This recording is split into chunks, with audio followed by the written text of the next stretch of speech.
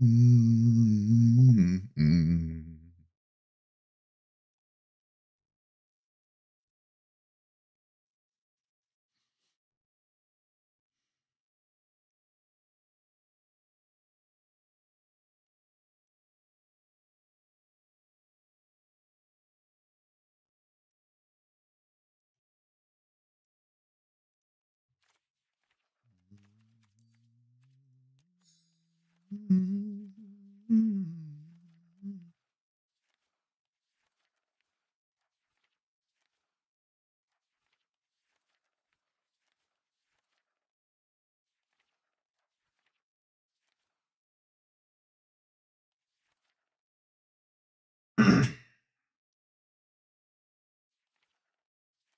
Oh, yeah.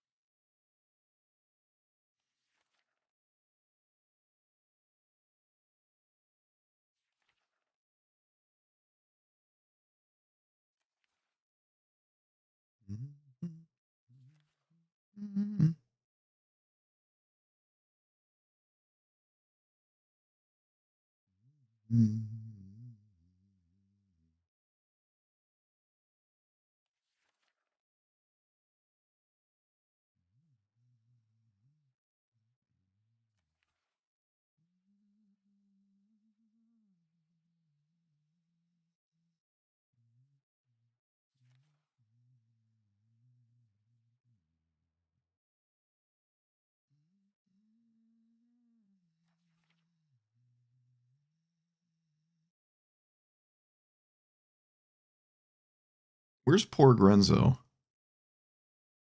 I don't know where Grenzo is. What did they do to you? The goblin? Oh. Looks like he's 6 feet tall.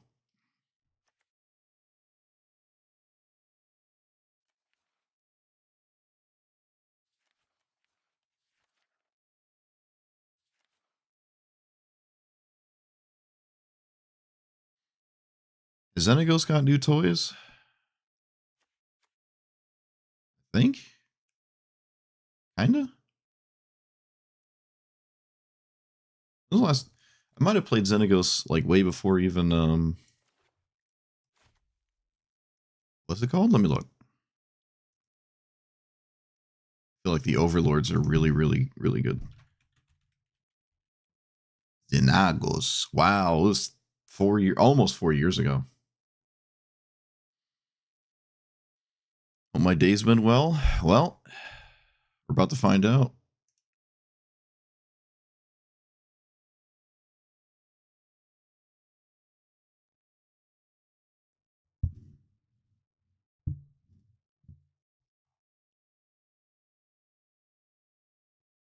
Oh, I haven't played this in 4 years. Hmm.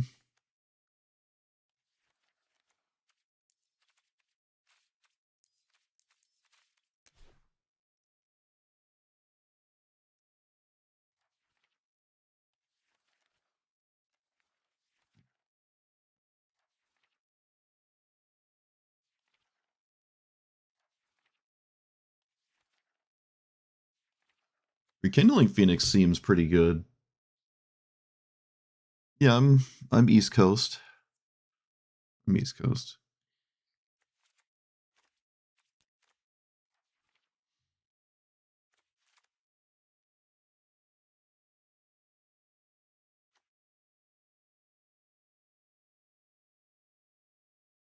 Glorybringer for 8? I don't know about Goldspan Dragon. Honestly, haste threats are like slightly less efficient, but they're still good. It is a red-green deck. That is the Godo colors. Oh, Xenagos got a lot of new tools. Okay, hold on. Well, in the past 4 years. It is a 5-drop. Suppose these are still fine. Just haven't played them in a minute.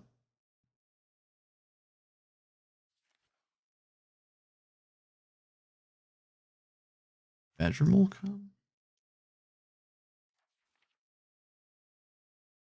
I haven't seen Xenagos in a while. Could also play the red-green turtle.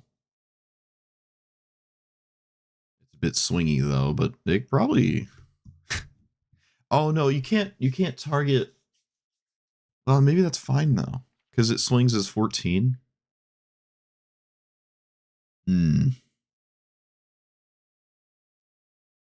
It does mean Mossborn kills with 1 less land. That's probably good. Actually, you know what I should do? Hold on. This card changes. Let's just start at the old one. Xenagos.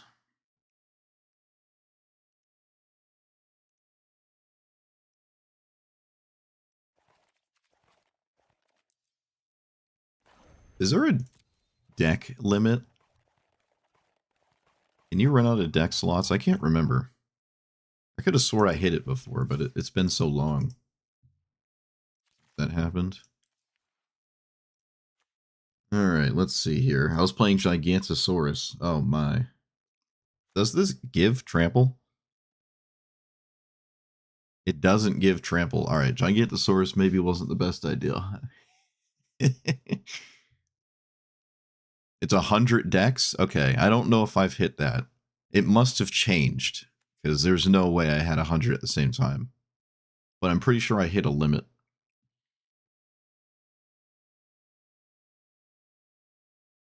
Carnage Tyrant. Wow. Okay, I don't like Goldspan. Carnage Tyrant. I also don't think I like Clothis that much, actually. 100's nuts.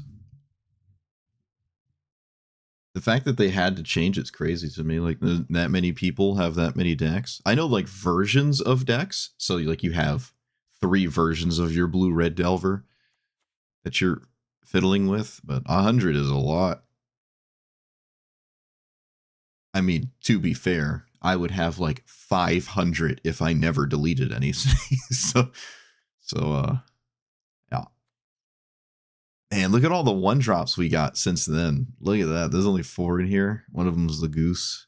We didn't even have Utopia Sprawl. I feel like Halana is just a worse version of my commander, and my commander's indestructible, so I like the Vine Mare tech. It's funny, we just played a deck with it.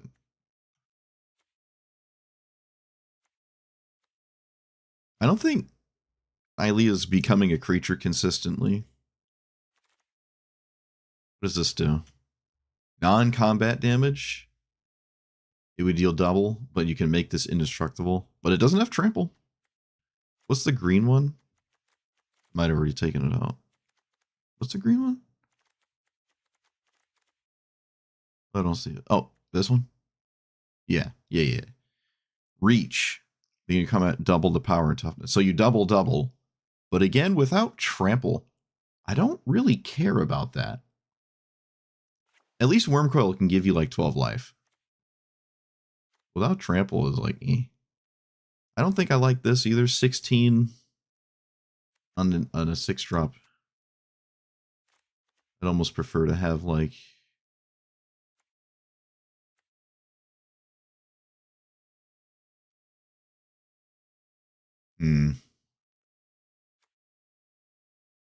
When its power becomes 20 this way, it deals 20 damage.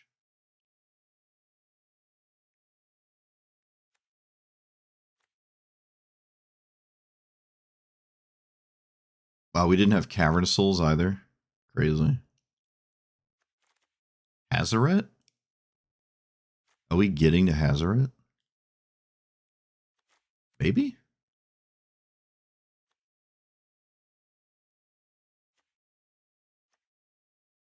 I still do like Rekindling Phoenix. I must admit.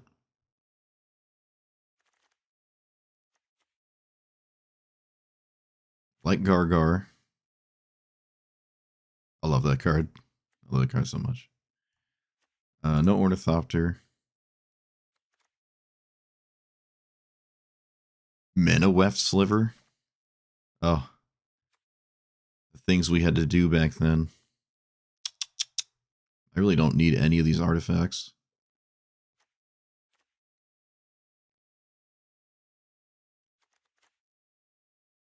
Ravager Worm. Eh.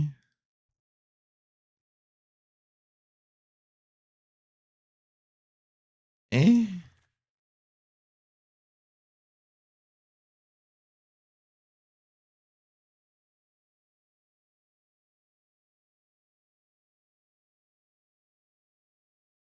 Maybe no aggressive mammoth.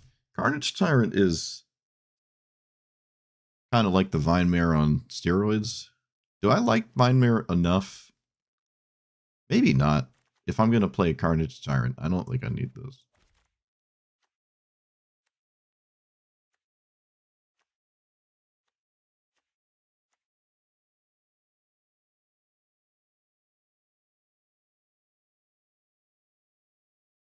Well, Drakuseth is spooky.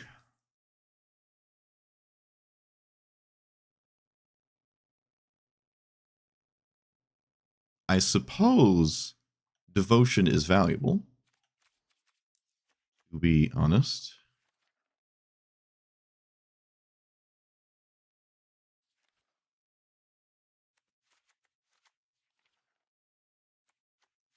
I feel hard pressed to not play the green 1-drops.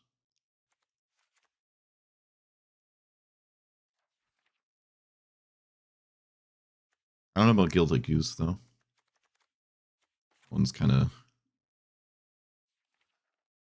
past its prime.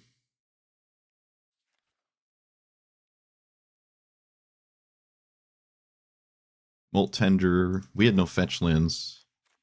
Maybe I can't play Molt Tender, actually. We'll see.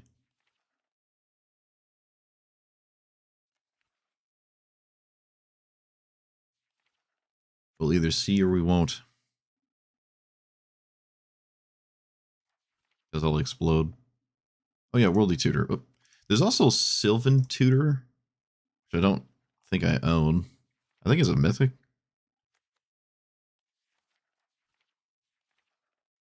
Surprised how little I've seen Sylvan Tutor. I've seen it like twice. I think it's a mythic. Yeah. Tragic.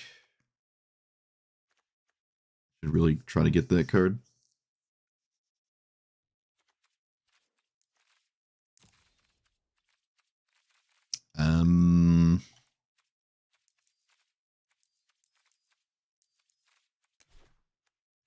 Yeah, Godo Helm.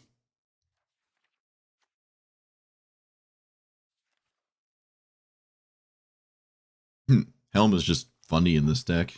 2 Xenagoses is crazy. Xenagis. Xenagai. Lumra doesn't have trample, but it's got reach and vigilance. I don't think we're a Crater Hoof deck. I actually kind of like Lumra. Maybe.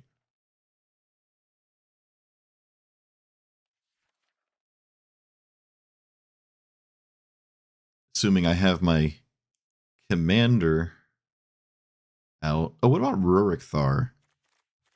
I don't know. I feel like 6 damage to your opponent's face for 6 isn't amazing. This has to attack. And I don't have, like, a reliable way to not just lose it into an attack. Other than, you know, making it a 12-12 when it swings. A lot harder to deal with. Yeah, I think I want the Ralph and Mikey.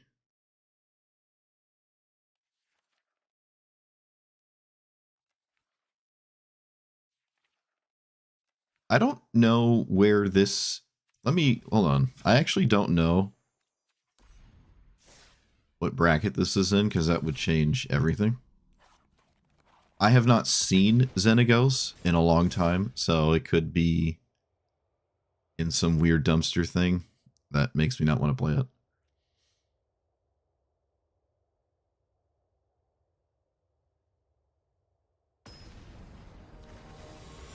Mm-hmm. No, I wouldn't say that's the case.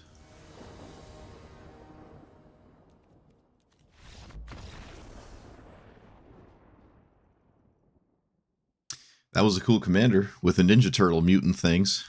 Kind of shame that I just burned that game there. Someone actually playing the mutant thing with the new mutants. There it was. There it was. Tragic.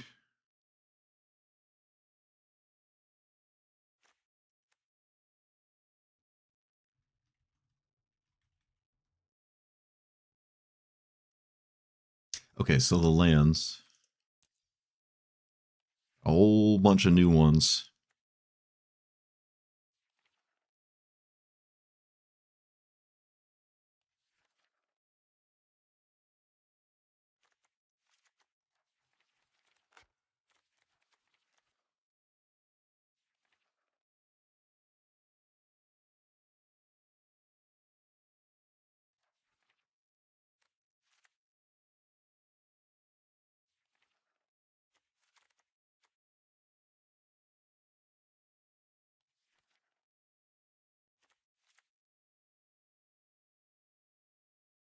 Okay, maybe not. Maybe not a bunch of new ones. I don't think there's any Valakut stuff going on here. There could be. There could be. But I think spritzing 3 damage is not what we're trying to do here.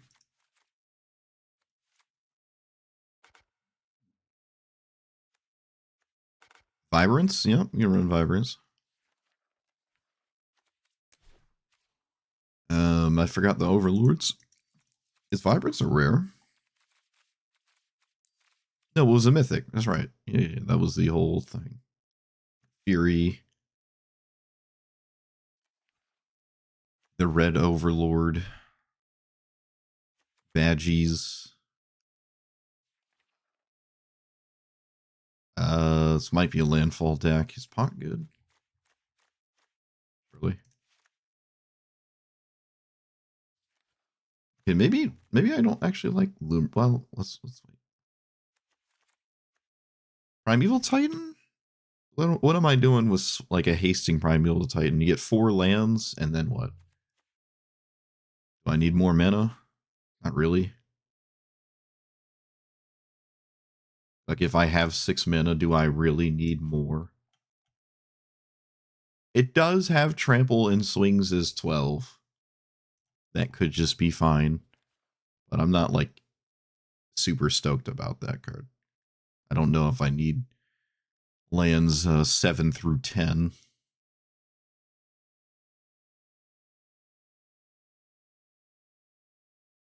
It can, well, yeah, but I still, even the lands I'd want it to grab it by that point, I probably don't need them. Vaultborn's okay. Vaultborn's okay. It is a threat that you have to deal with, like, kind of twice.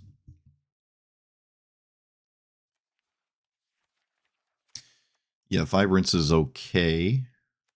5 and a 4/4. It doesn't have trample or anything, but the bolt is fine. It finding Cavern is okay.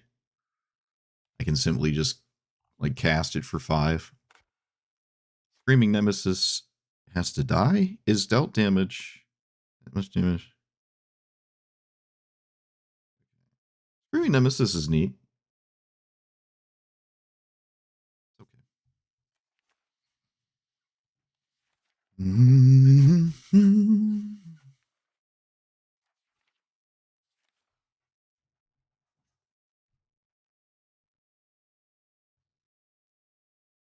Ronus can't do anything on its own.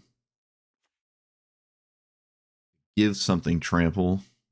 If Xenagos has devotion, you can do it, but the fact that it doesn't do anything is kind of a little lackluster to me. I don't think I like Questing Beast. Yeah, I don't like Vine Mare. I don't like Questing Beast. Maybe Aronis is too much. I like Colossus. Do I like it enough? Do I like it without devotion? Probably. Probably.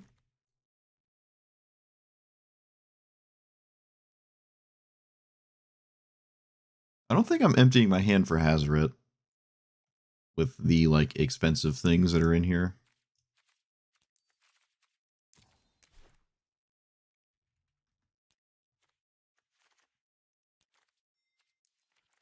Oh yeah, defense is kind of just a 4-mana win the game card. Hard to not play that.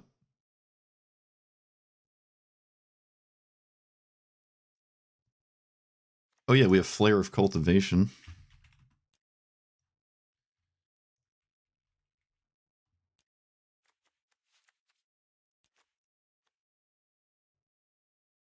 Yeah, maybe you don't need this many crazy top end things.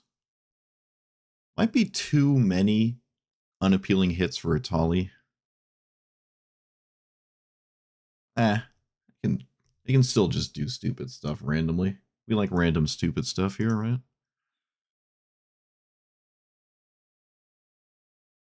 Focus on these twos. No Explore. I was playing Into the North last time I played this deck, apparently, but I don't have any Snowlands. Unless I just added Into the North. I don't think I did. Did I just never cast it? Where? Oh, there they are. Oh. I was running 6 Snow Forests. Surprised I didn't even bother with a single Snow Mountain. That might have been fine. That was probably, I mean, here I am 4 years later still despising Snowlands, so it doesn't really surprise me.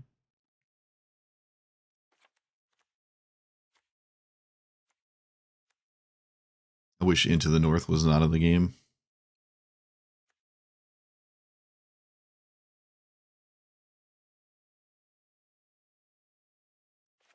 Playing Drew to the Cow. Wow. I could play the red-green Snowland. It's a lot more palatable when I have fetch lands. Copperline Gorge, wow. I don't like the fast. I'm super against the fast lands, that's for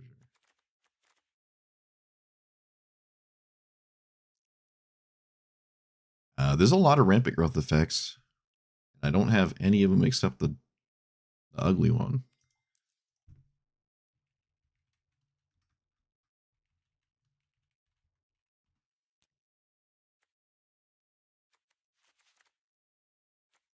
All those. These don't give me devotion.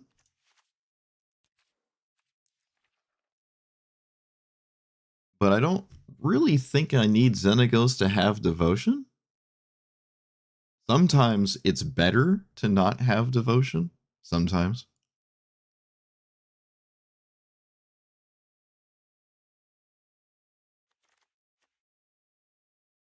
If I can just make it so my ramp spells can't get killed, it's just harder to interact with me.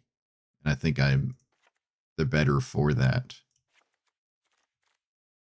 I'm probably making an exception to some of these.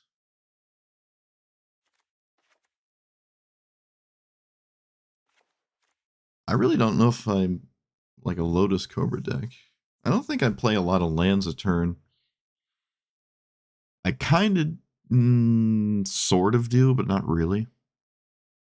I think I would prefer Ice Till Explorer. That's hard to compare the two, but I think I need. Oh, Badger Mole Cub. Yeah, Badger Mole Cub's just. It's like Keenan, except every deck can play it.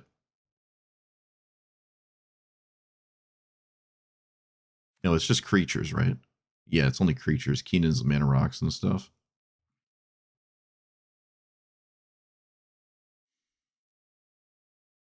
Yeah, it's a lot harder to get devotion for this, but again, I don't think that's the name of the game anyways.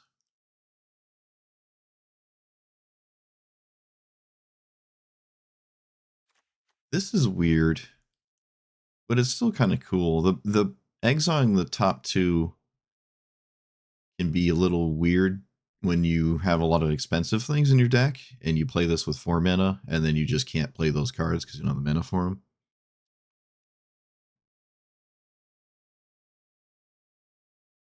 The treasures are fine though, right? I could just simply make treasure tokens.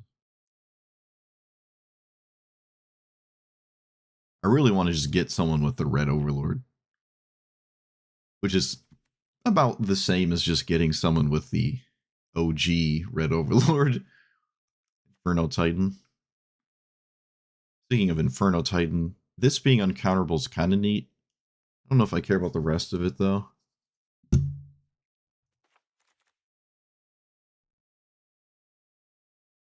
I said I wasn't sure about Lumra, and I don't think I've convinced myself I should play it, so I'll take it out. And there's just nothing fancy about the lands, so I don't like Primeval Titan. I could play Dark Depths Thespian Stage. Into the North does actually get Dark Depths. It is a snowland. Primeval Titan can get it. What else? I don't think there's Valakut here. I don't think so. There's probably a way to put Valakut in here. Anyways, I don't think I've struggled with at least putting in Scape Shift as the one thing that makes Valakut matter in any capacity.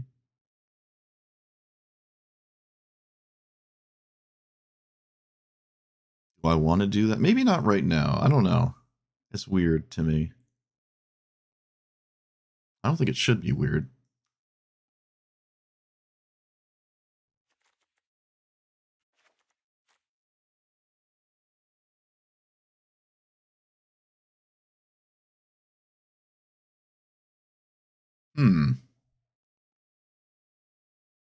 There's the 7 mana Nissa, or the 5 mana completed one. 7 mana completed one. Might be better than Vivian Reed.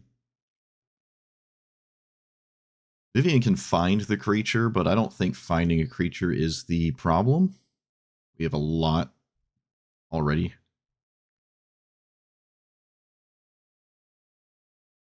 I mean, I do like Vivian Reed, but I also like Nissa. They're both 5 mana.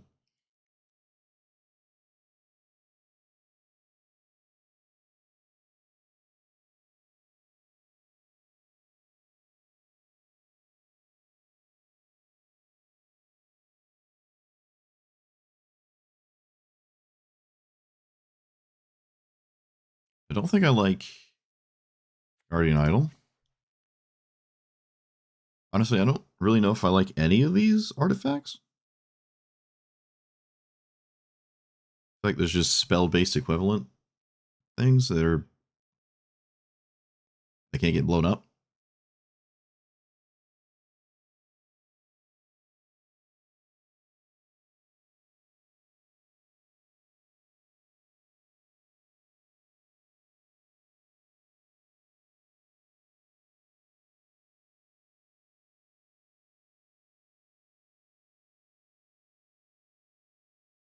Hmm.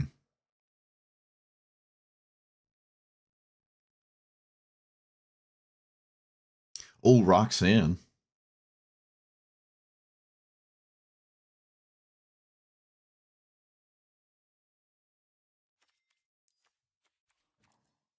What do we got for red green cards?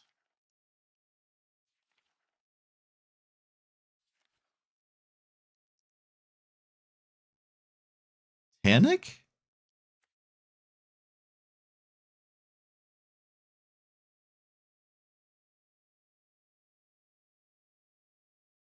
Huh. Tanic.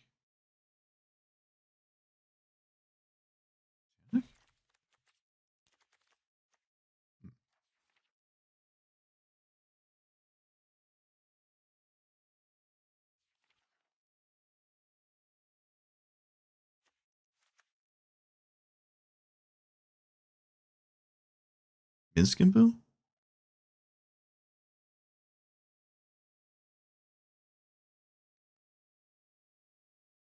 1/1. Trample. There's a 4/4 trample, swing the 8. Sack.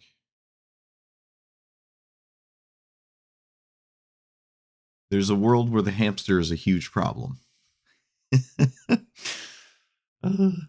does this do? This enigmatic character here. Red, green, only creatures. You can play this for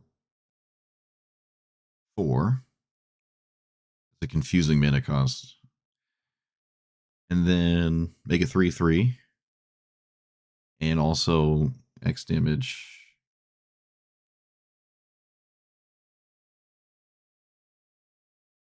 As you activated the ability, so they can't kill your biggest creature in response.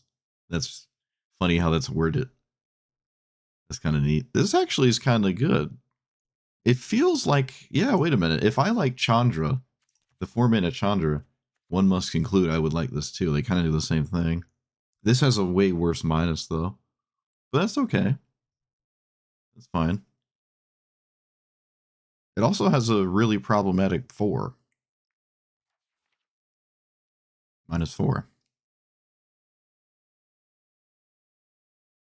3-mana Domri? I don't think I'm playing Rhythm of the Wild. Or Cabaretti Spaghetti. What is this one? It's uncountered, right? Yeah. I don't know if it's better than Haro. There's no reason to like put something in this my deck like this in my deck over something like Haro, where this can just die and Haro can't be killed. I mean, Roxanne is pretty significant.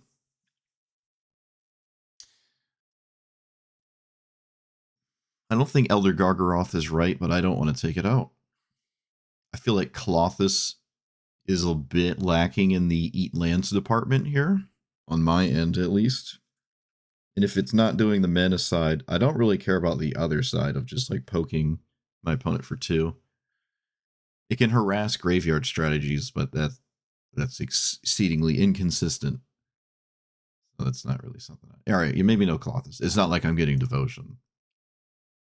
I think I like Tanic more.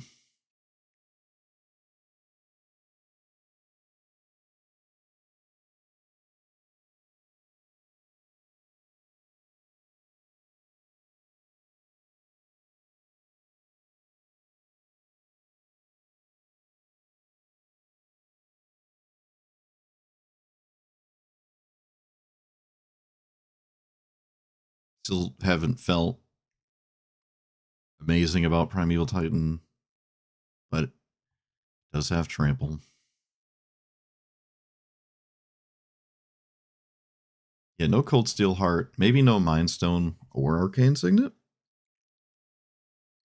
Why would I play these artifact ones? Just do a spell-based version of it. Actually, I think I have all the 2-mana ones already, so I could just play things that give devotion instead of colorless things that do not give devotion, that do effectively the same thing.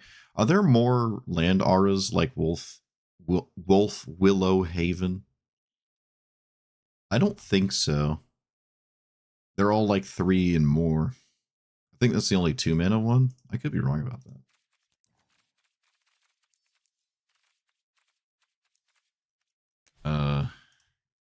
Aura Land?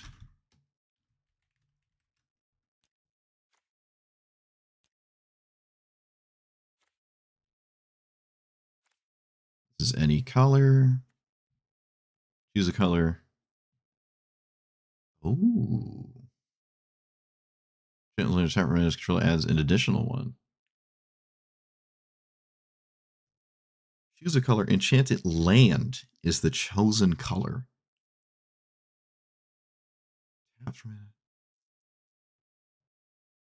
Huh. Unassuming. I've never seen anyone play that. I like it more than Arcane Signet. Draw a card. No, no. This enters, draw a card, then draft. Becomes a copy of the card. What?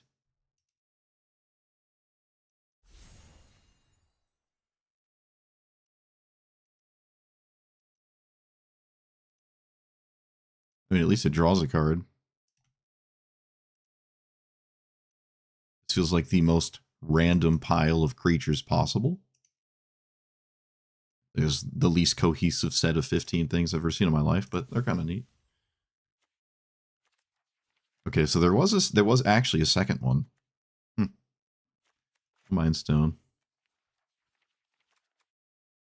There's the goofy top land. Wait, enchanted lands tap for mana as additional each time. Yeah, so it taps for.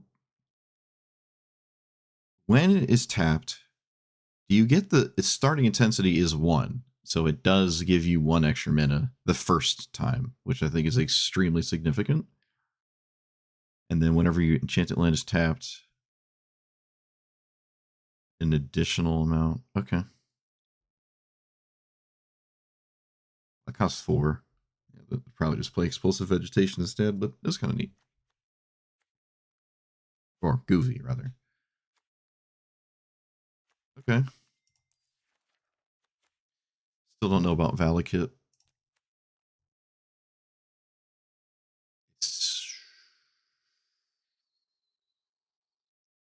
It's like Scape Shift.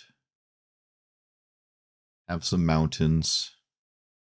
Cast Valakut or something. You need 7 lands, right? Valakut and 6 mountains. Valakut in 6 mountains is 18 damage. 6 times 3. So each extra land is another 3. So 21. 24 is 8. 27 is 9. So you need 9 lands, 8 of which with Scape Shift need to be mountains. It means you need 8 mountains in your deck by the time you do it.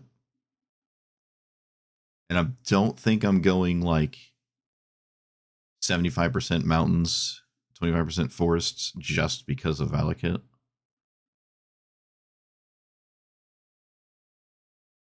I don't think so. No, I don't think so. All right, let's just start here. There is a way to make Valakut work in Xenagos. You can just Scape Shift and have critical mass of mountains, but it doesn't seem like that's going to be consistently a thing. But I would say it's borderline free because as a green deck, you don't need many forests. You just need like the first one and then you're good. But I think we're more in on just trying to do a Xenagos thing that it could get in the way. I don't necessarily ramp crazy into a lethal Scape Shift, and there isn't a lot of like the command zone doesn't help me with Valakut, so not sure that's what I want to do here. But again, you could probably find a way to make that work anyways. But I've been played this in apparently 4 years. There's been overlords, other random spicy things to give haste to swing, but no matter what you put in your deck with this, it's still just doing effectively the same thing. You just play this, play creature, swing with creature, creature's big and scary. It's way more obvious what you're doing as opposed to playing the new Ralph and Mikey, where you swing with this and your opponent might not have any idea what's going to happen. This is not the case. You play this, they know about what is, or roughly they know what's coming next, right? They might not know the creature, but it's more upfront. But it's indestructible. Last time I played this, it seemed like I was way more interested in giving it devotion because I was playing a ton of mana dorks, like all the 2-mana ones. But I don't really think I want to give Xenagos devotion, especially now where every deck has like almost nothing even cares about indestructible, really. And this could just be frogified or whatever, and it's a lot harder. It's extremely difficult, actually, to genuinely deal with an indestructible enchantment. There's obviously ways, but I think it's better off just not becoming a creature. So, yeah. Yep, that's it. Xenagos gives something... Oh, I guess I should read it. Yeah, that might actually help, huh? 5 mana, 6/5 indestructible. Who cares about devotion? And then at the beginning of combat, a creature you control gets haste and doubles its size. It does not get trample. So 4 years ago, I had some interesting non-trampling things in here that I'm not sure I would play now, especially with the metric boatload of mana dorks that can just stonewall a non-trampling 18/18 or something, and I don't have a steady way to clear that out. But apart from that, I mean, I think Wormcoil is still okay because it's like 12/12 lifelink is probably good. You're not really gonna die if you get to Xenagos and then the next turn is Wormcoil and you're against anything remotely aggressive. They can't really do anything to you until they deal with that. And then when they deal with it, you get a 3/3 lifelink and a 3/3 death touch after. So another interesting one is Locka. It is effectively another version of Chandra with a plus where you get mana. And that's just what I'm interested in. The rest of it's okay. I like the -4, I guess. But it does feel like another Chandra, which, where yeah, this 4 mana, add 2. And it's a red-green deck, so go for days. And everything in here is extremely scary with Helm. So you might as well play this anyways, right? All right, let's see. Let's see what happens. I can complete, looks like all my quests. Look at that. Lucky us. We're as lucky as they come.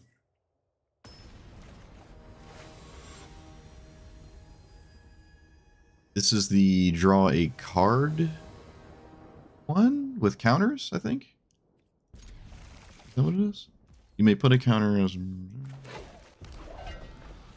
Whenever you put a counter... Yeah. I always think it's a doubling one, but it's the card draw one. The doubling one is the mono green one.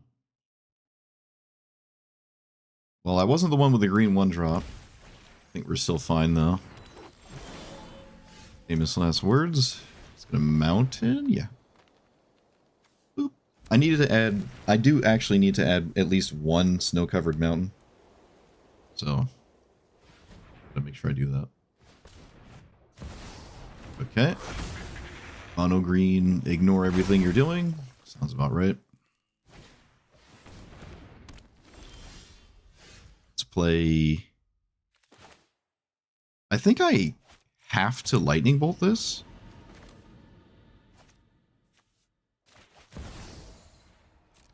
So I can actually, like, continue the game and not lose on the spot.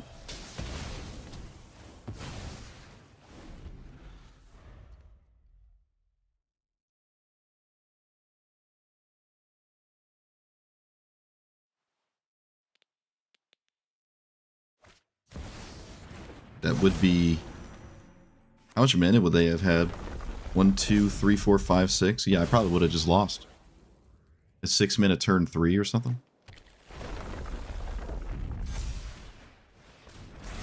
Well, it's not exactly looking good. Okay, it's now it just looks really good. So, let's name God.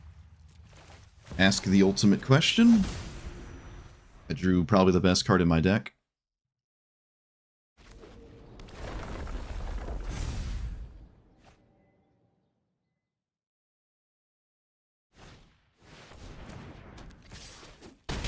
Sweet.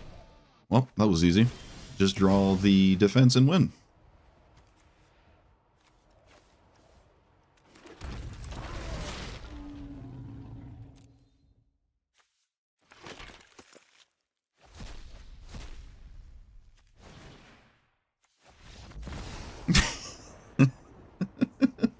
Okay. Well, that's why you play Defense of the Heart. That is why you play Defense of the Heart.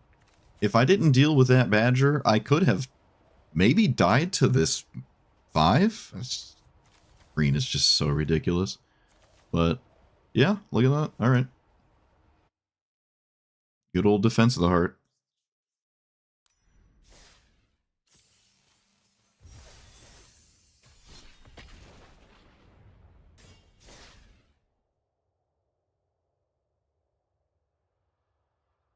I mean, look at that. The Vibrance was good too.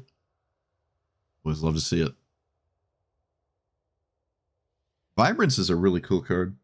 It doesn't feel like it's doing any one thing like bust it.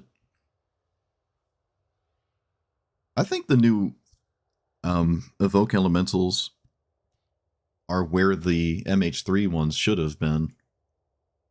I really like them. They're all pretty solid, pretty good, and whatnot. All right, we're kind of doing the same thing, except theirs costs 7 and mine is 5.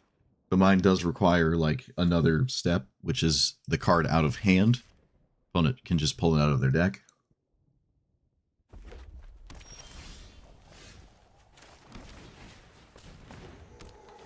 Oh, I forgot the snow-covered mountain.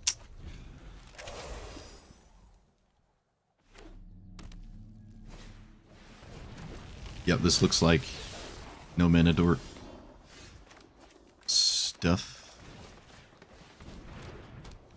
I am not going to swing. Technically, Beseiju can blow up some of their hits. Can't exactly blow up mana rocks, though. The clock is almost identical no matter how I play out my cards. So I'll just do this. Like, no matter how I play it out, it's effectively going to be the same turn my opponent dies, with whether it's Roxanne or Xenagos, like however I do the thing.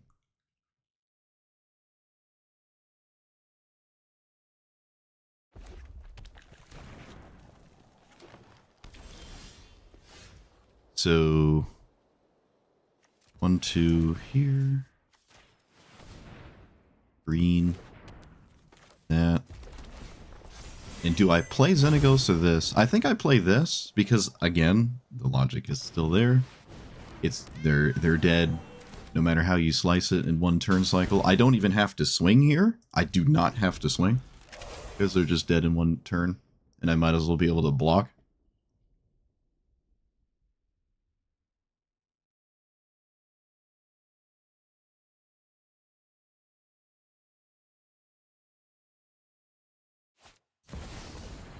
Okay, that's a huge problem I can't do anything about.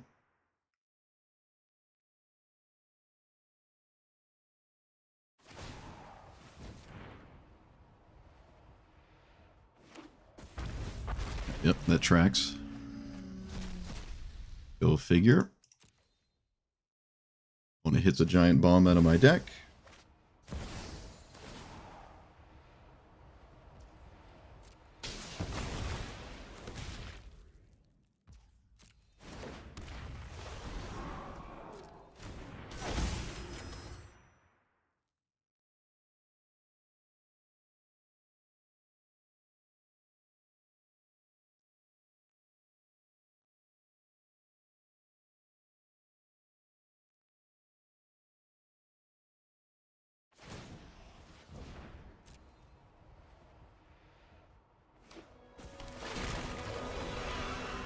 Okay. You have another one?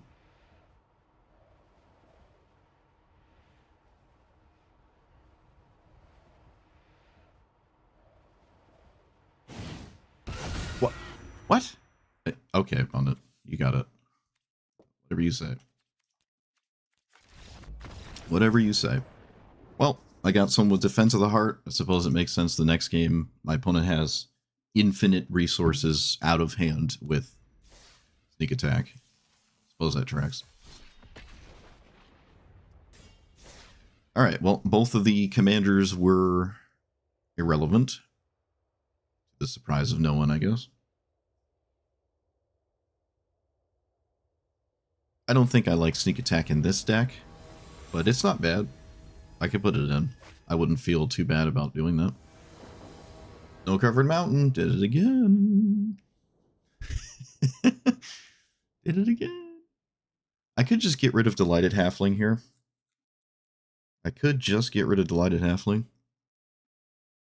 With Burgeoning, I don't need it. I think I might do that. I'm not getting rid of a land, so yeah, we just get rid of this. I don't think I need it, given the situation here. I'm not going to Worldly Tutor.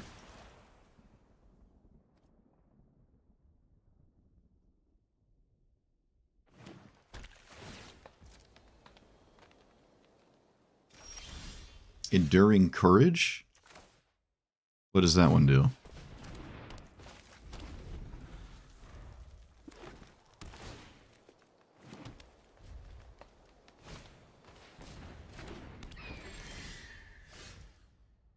Let's play this.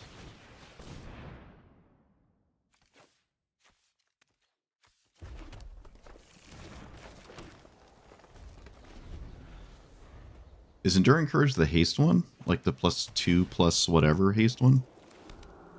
Because I don't see why I would want that. Land tax. Okay, that's interesting.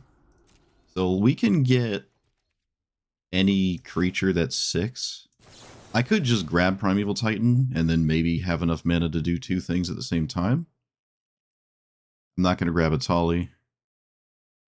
Yeah, I could just grab Titan and then just have more mana later. It's also something that can't really be dealt with.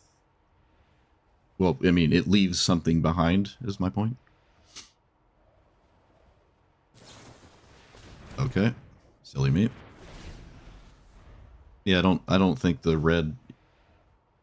I don't know why I would want to give things +2/+0 and haste. That's like a Halana and Elena. Why would I want to do that?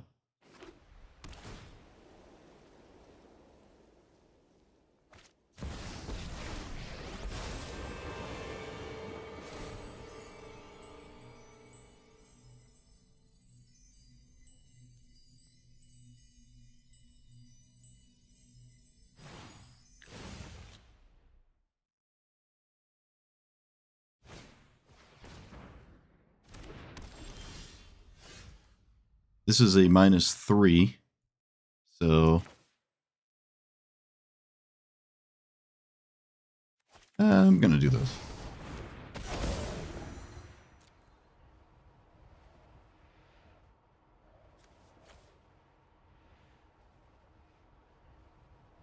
Just literally nothing in my... I'm not grabbing Cavernous Souls. Thorn Mammoth. I can probably do better than that.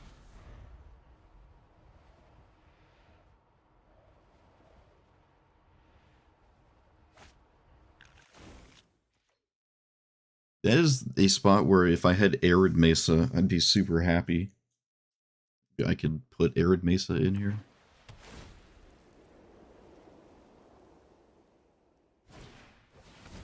Oh, look. The Fun Commander.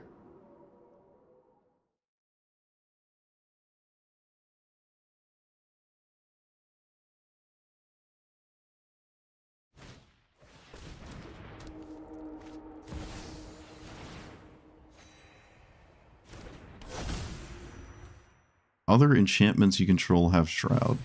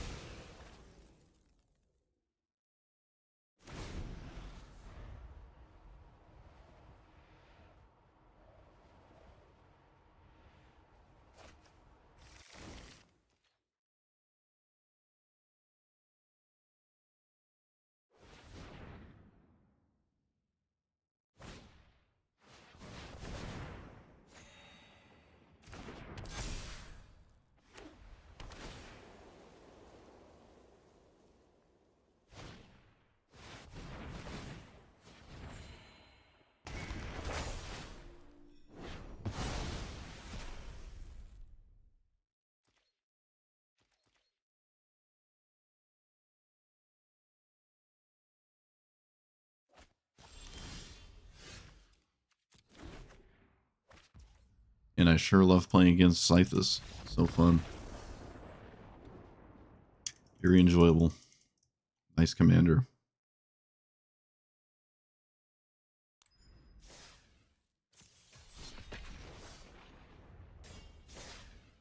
Haven't seen a land tax in a minute. Have not seen land tax in a minute.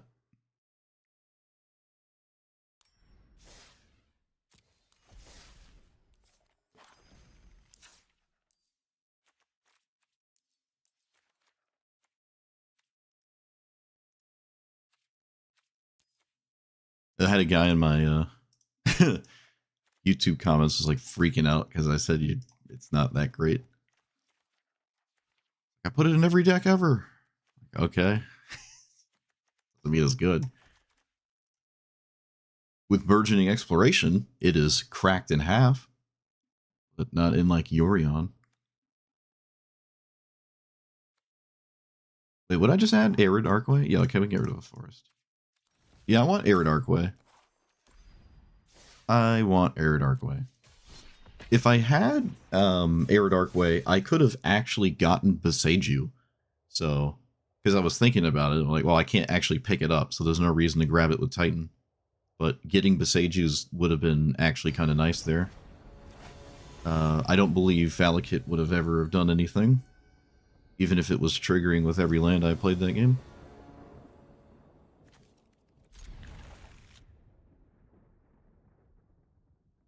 That was a Winter Moon too, wasn't it? Yeah, that was a Winter Moon. It's funny, the fetch lands kind of show up before you get to play the Shredder. 2 green. I don't think I need more red. Well, I really don't need more of anything, to be honest.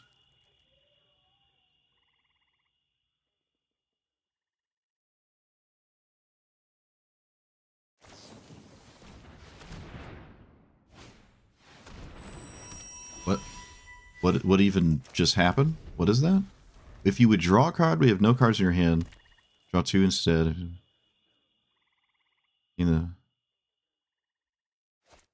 Okay.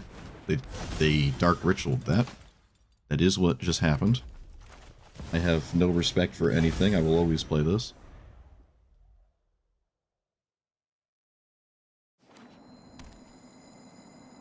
I don't know what that is. Enters tapped. Okay.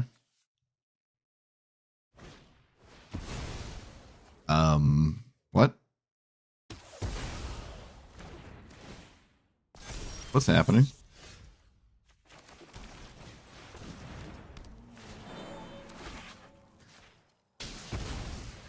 Okay.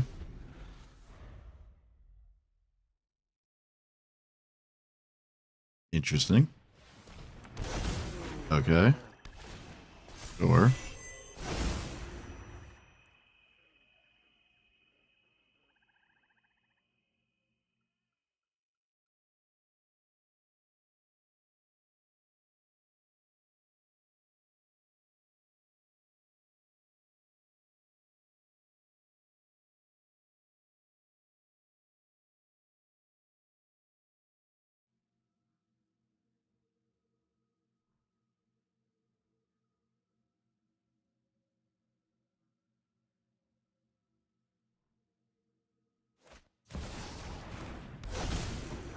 Mm-hmm. Do Commander? I should play a land first.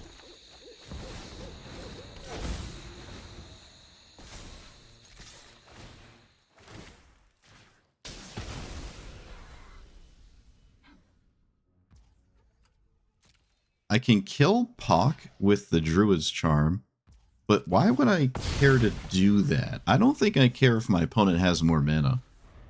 Or an 8/8/7/7. Like, I don't think I care about Pock.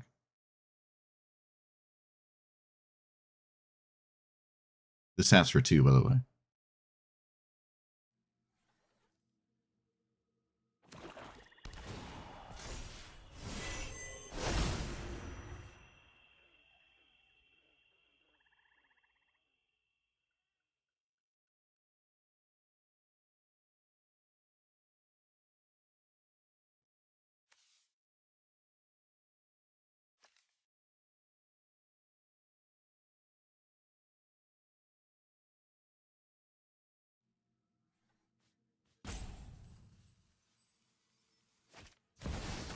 Mm-hmm. I don't think you're winning a damage race, yeah. So what do we grab? We can grab kind of anything ever, honestly. We can just grab this because it's funny. Haven't played much of this yet, so there you go. Whoop. Also gives me devotion, so let's do it here so there's no good trades. Alright, let's see. What's the damage?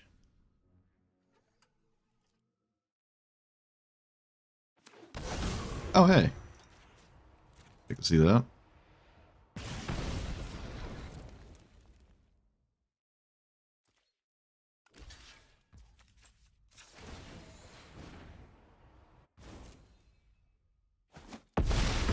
Cool. Well, we didn't hit a Minidork. I don't know if this is definitively the correct thing to hit here, but let's see. 1, 2, 3, 4, 5, 6. 1, 2, 3, 4, 5. So I actually could have just gotten Godo with Helm, and if that didn't work, I still had Helm in play. But I don't know, it's probably worth it to, like, at least get something that gives devotion, so we could just kill our opponent in one fell swoop. But that Dark Ritual on this Mana Rock, it does look weird, but it does, quote-unquote, make the Dark Ritual permanent. And they did sort of utilize that, but it does make your commander smaller overall because there's less things happening after it shows up. Like, I already cracked a fetch land, but I did have another one. I don't know. All right. They probably just kept it because of Dark Ritual reanimate, and who cares about the rest of the cards in the game? Well, we got Devotion, all in like one explosive thing, but to be fair, I think Roxanne just untapping with it was more than enough to really win.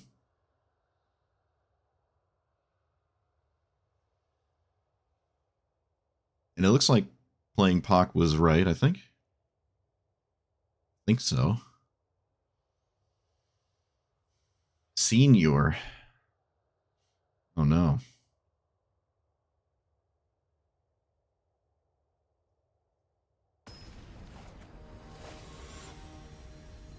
Oh hey, speaking of Pac. There it is. All of its glory. I do not have to play Kami turn 1. It is debatable if I'm supposed to. I think I'm going to not do that. I'm going to not play it. It's kind of good if I hit a land off the top, but okay, that's not great. I don't want to see that.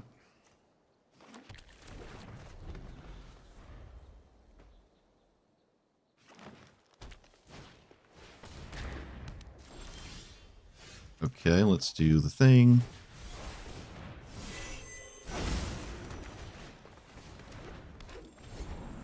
I could blow this up. It feels like it's too late to blow that up, actually, yeah. I think it's too late to blow it up. Mirex? Oh, okay, yeah, why not? Why not? So we can play Xenagos. Wait, we can do this more reasonably. Like 1, 2, here. Then play Xenagos. And then I have my own Pac, but I don't have like crazy busted things to do with it like my opponent does. Like draw 6 cards and whatever. Can't do all that. Oh, perfect fetch land must be nice. Lightning Greaves must be nice. Well, less nice, but it is there. I would probably swing. I don't think you're going to get one shot, so you might as well swing. They don't move the Lightning Greaves. I wonder why.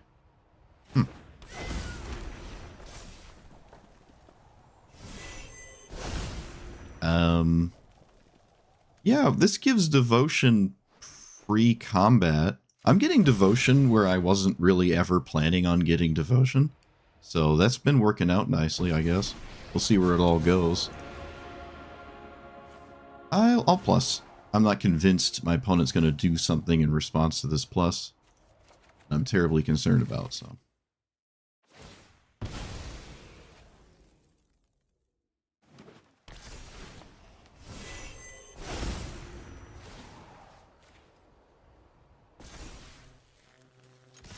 But like I said, it's not a one-shot.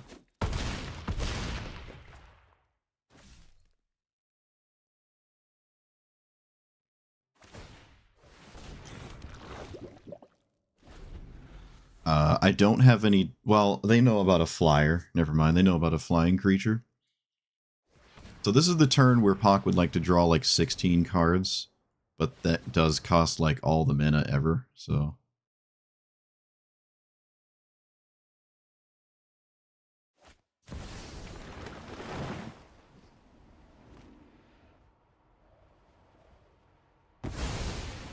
I think it's actually better to just sack the fetch land escape shift. I think that was just actually just better to do. So they just didn't do that. The only reason you don't do it is if you think it's going back to my turn.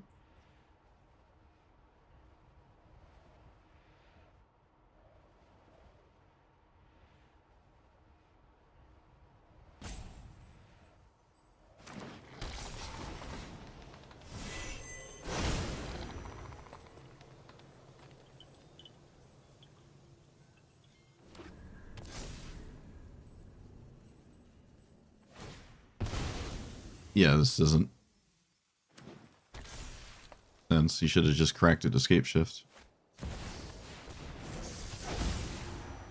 Oh, what a surprise. Look at that. Probably going to lose because I made this a creature. What a surprise.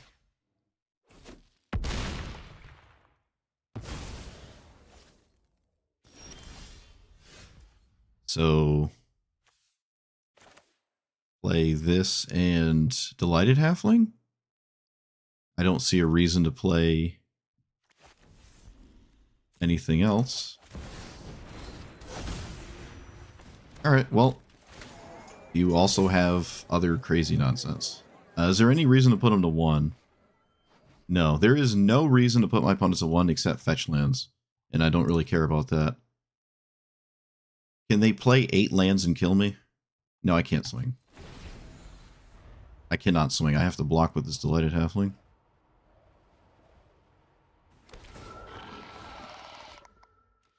Alright, there's no lands in their hand. Oh, wait, what? They must have just drew that. They must have just drew that, yeah. Alright, do we also have the draw 15 card? Card in our hand?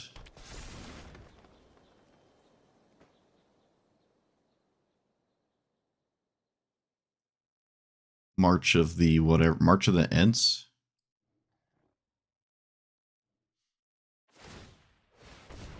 Oh, that's a good sign.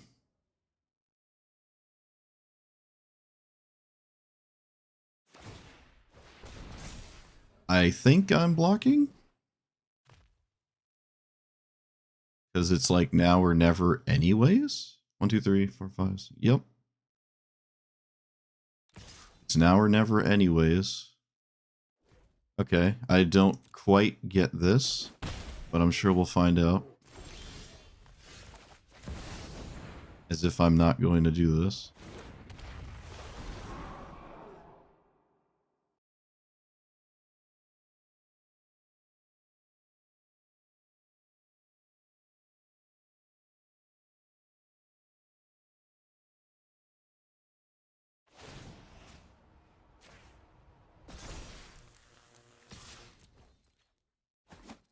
Alright, they didn't have it. I don't really know what they could have other than like Archdruid's Charm, but that's triple green.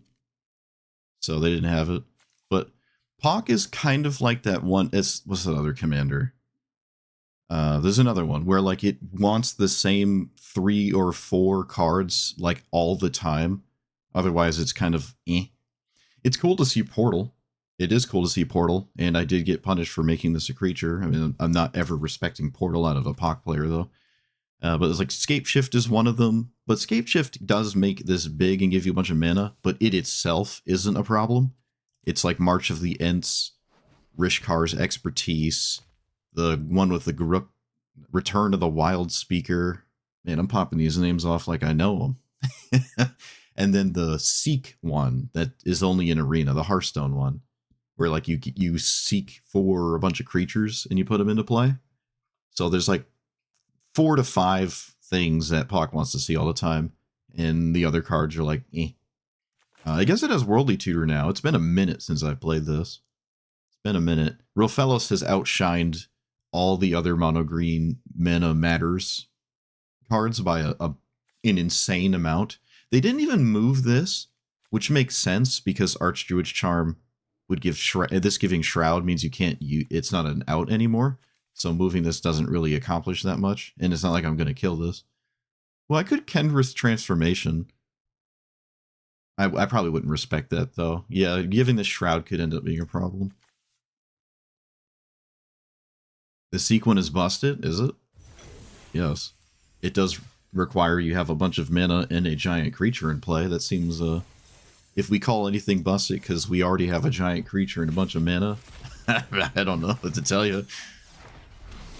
Revels makes that card look like it's a Teletubbies booster. Not really concerned about it. Like Rishkar's expertise. You need to have the thing in play already to do the thing. Speaking of things, but if they had it, I probably would have lost. You know, but that's what you're. That's the idea, right?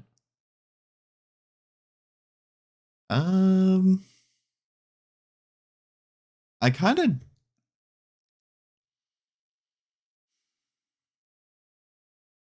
I don't think it's busted. I really don't think it's busted. I think if Pock wins with that, that's a pretty honest, all things considered, at the pace of this format, kind of just honest. I don't know if I like these. Every time even Vivian. Well, Vivian did get a plus, but it was a 5 mana. Look at the top 5 cards and put a creature in my hand, and then it died. Or top 4. I don't know if I want these.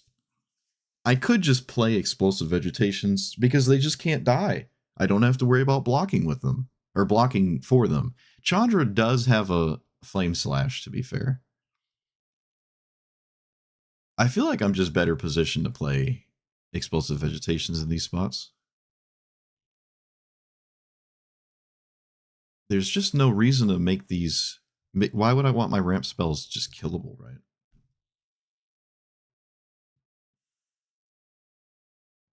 Lucca's just a slightly worse version of Chandra. I do, I suppose, like the devotion that's happening, but I really don't need it. I don't need Xenagos to swing. The one time it swung, it killed my opponent, but it didn't have to. I was just going to kill him next turn anyways.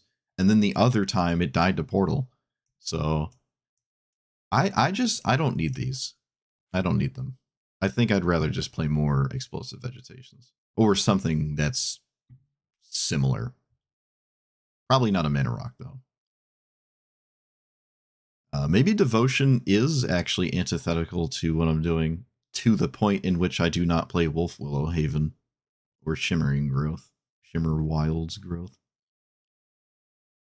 I swear, these Aura land names are weird. Tongue twisters. All of them. Every single one. I'm not playing Lightning Bolt because I still think if you're so fast you can actually ignore your opponent is a real thing, which is just ramping faster than they can stop you anyways, and you don't actually have to waste time actually interacting with your opponent. So I'm not going to run Lightning Bolt.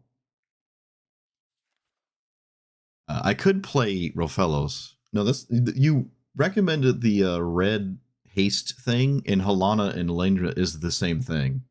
I just don't see why I want more copies of my commander. My commander's an indestructible enchantment.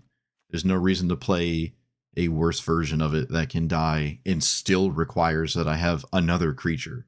So I don't. There's no reason to play those. I don't. At least I don't see why. They don't do anything.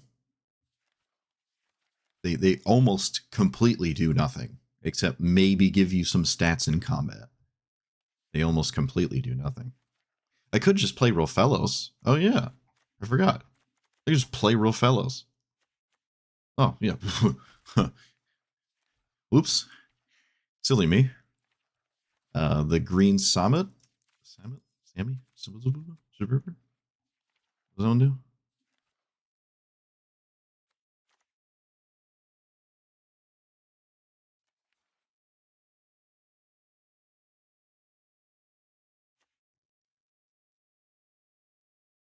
Whenever a creature deals combat damage to a player, if it entered draw.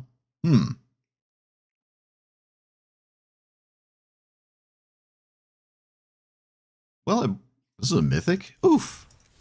Oof. 3 mana 2/3. Well, it's not as good as Cultivate. On the turn, I would cast a 3 mana card. It's just worse than any mana source, but it's kind of cool, I guess. It does kind of ask the question: do you hit your opponent? This itself could, I guess, draw when I cast it.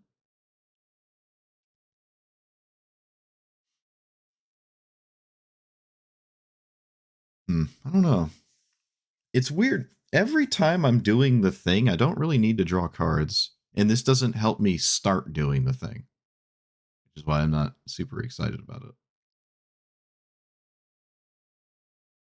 Like, if I'm doubling the size of a giant creature and I'm hitting my opponent, I don't need to draw cards. I'm already doing what I want to do to win very fast. So this would ideally replace itself when you cast it, which would be huge. But if it doesn't, I really don't. No, I don't know. I really think Cultivation is better than this.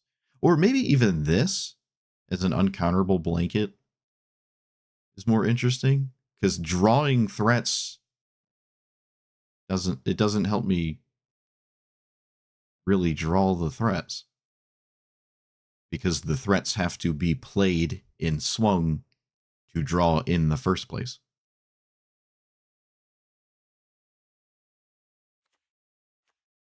I also actually don't think I like Rhythm of the Wild, honestly.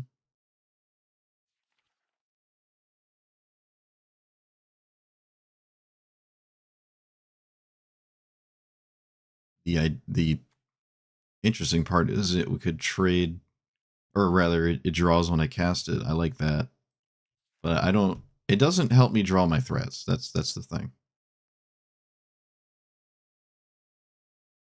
Even Garruk's Uprising. Garruk's Uprising lets me draw without needing the creature to hit my opponent. I can just draw immediately with the card. So I think Garruk's Uprising. Also, Garruk's Uprising is harder to actually kill. So that might just be a better idea. Or again, Cultivate. Um, yeah, Cabaretti Spaghetti. What's the? Well, oh, shoot, I was going to look at something and now I can't find it.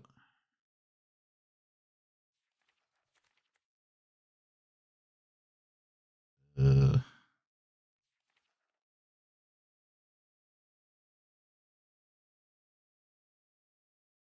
well, to the void.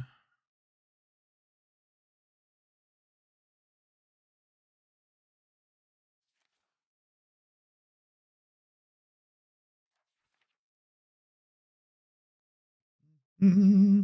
Oh, World Weave, World Soul Weave, something.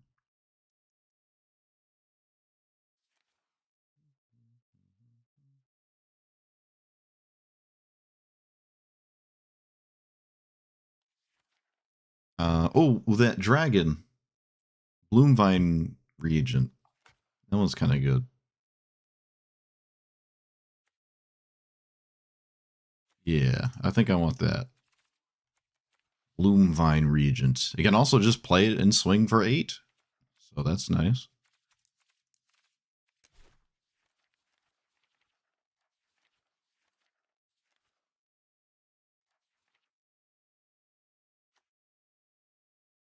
Wait, isn't it a 5? Yeah, now I'm realizing I might not know the name of the card. I thought it was Bloom something. Oh, it is.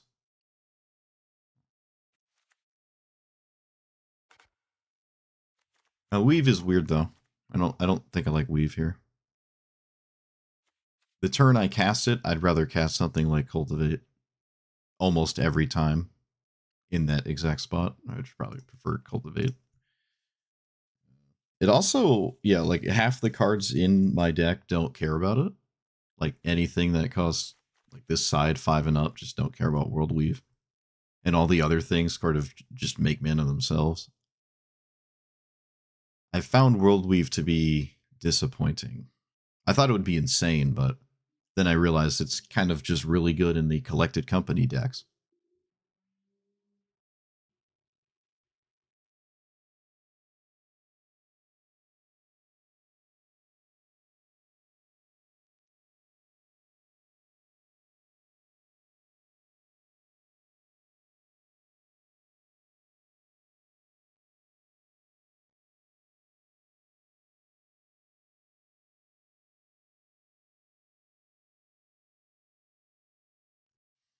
Mm-mm-mm.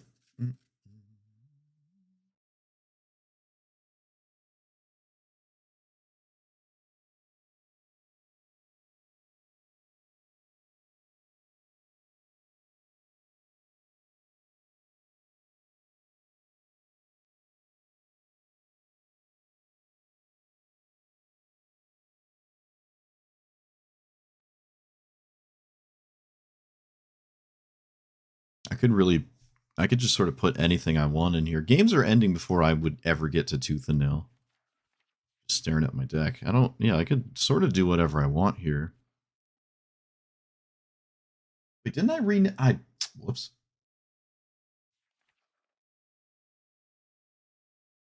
I could play Provisioner. I guess, right? I don't have Lotus Cobra.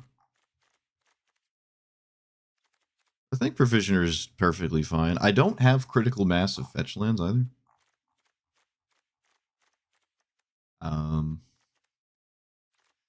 I think I'm doing a pretty good job at playing cards that can't get killed.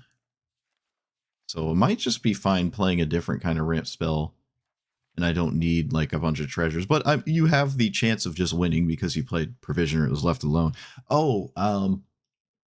Well, no, still it's the same issue. I don't have a bunch of ways to put lands in the graveyard. That's why Lumra's not in here.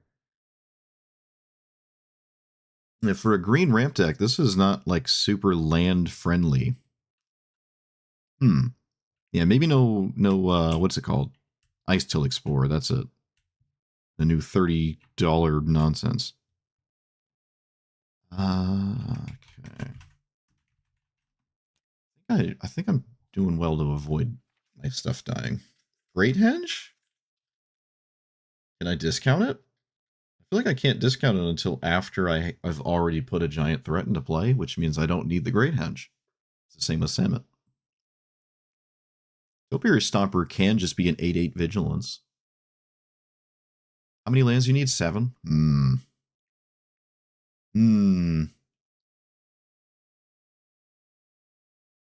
It is a ramp spell that, again, that devotion thing is not necessarily a good idea.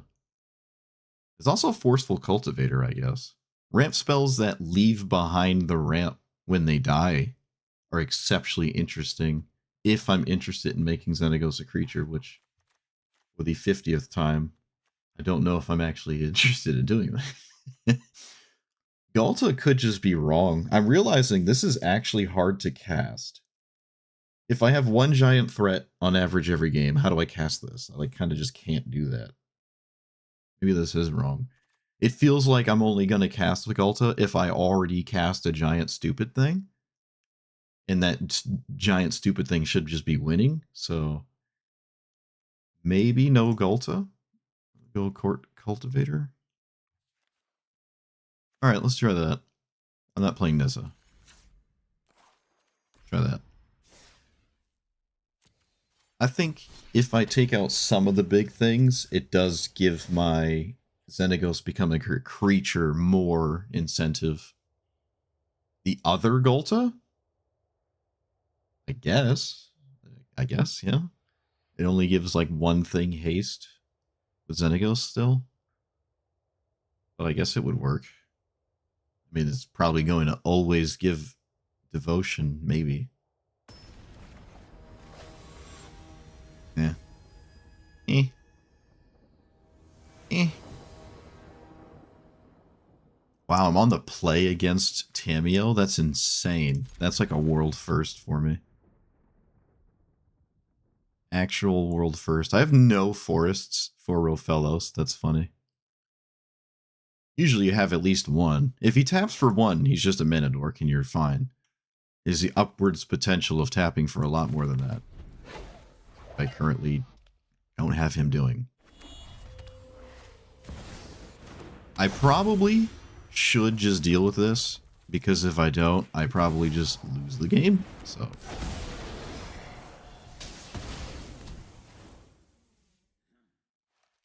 If they were on the play, I probably would have conceded, honestly. Just spared myself the headache of whatever that nonsense is. Hey, I'm on the Teenage Mutant Ninja Turtle board. Look at that. Yeah. Put Rofellos in. Instant Tamiyo matchup. Guess Rofellos can come back out. Okay, well, none of that spell pierces rampant growth, I guess.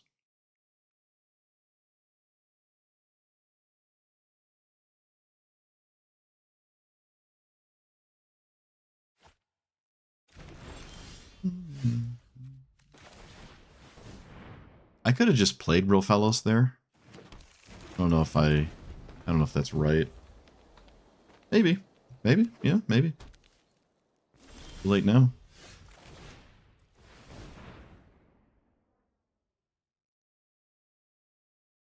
Okay, let's let that resolve. Well, I don't need Rofellos anymore. I'll tell you that much. Everything's castable.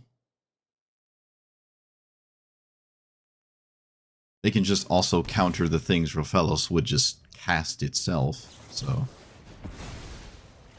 For that.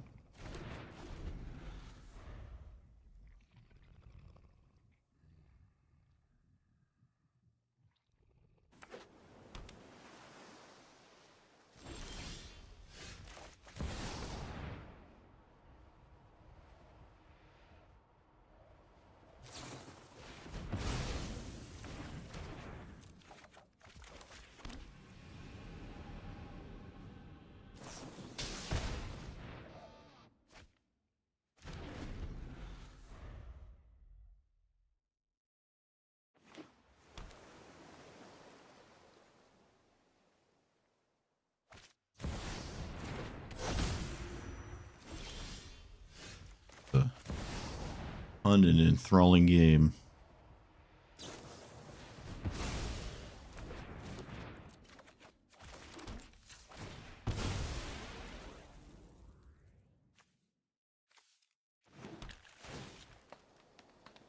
Does that even do anything? Not really.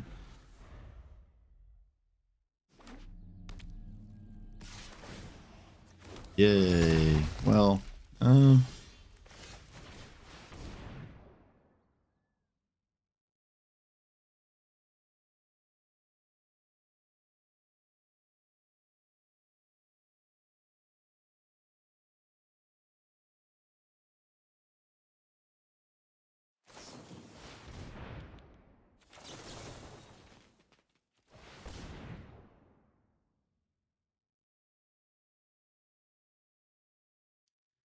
so...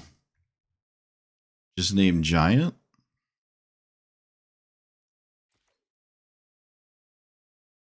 Because naming Xenagos doesn't do a single thing, so...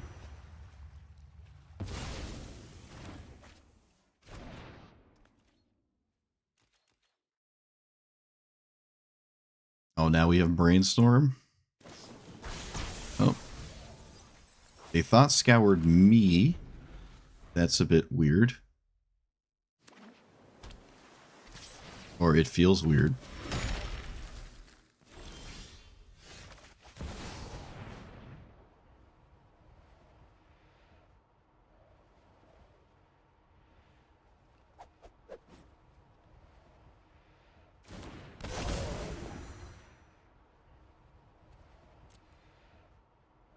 Arid Arcway. Random land.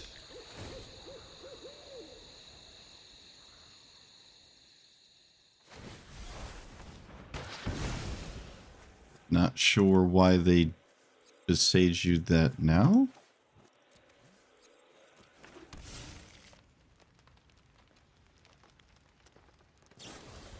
Oh, because they could just bounce it. Pick up 1, 2, 3. Okay.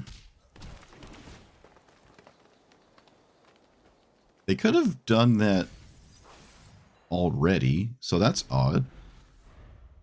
They could have just did that first.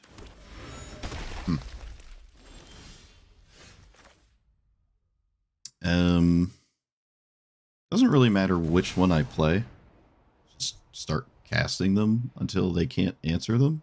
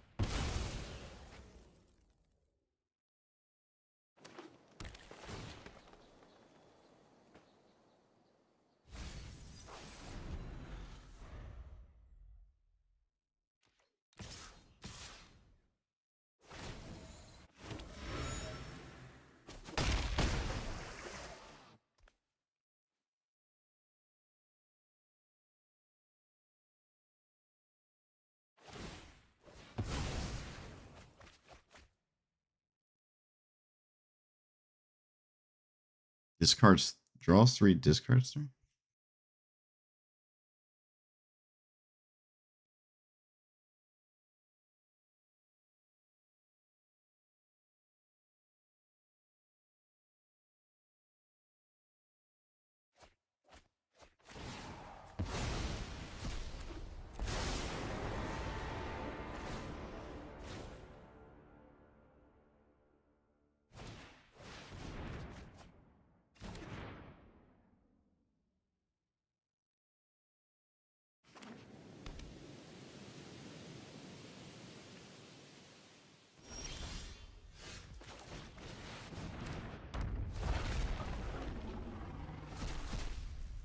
Cool. Literal stone cold garbage off of Vitali.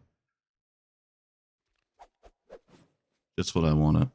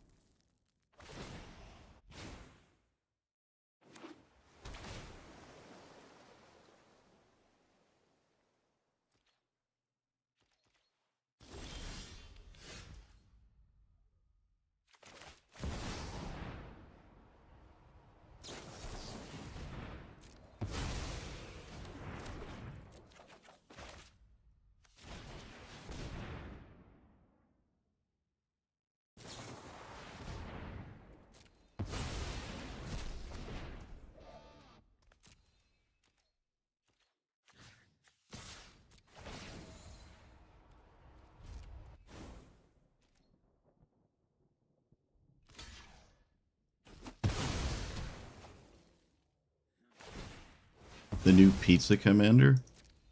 Nope.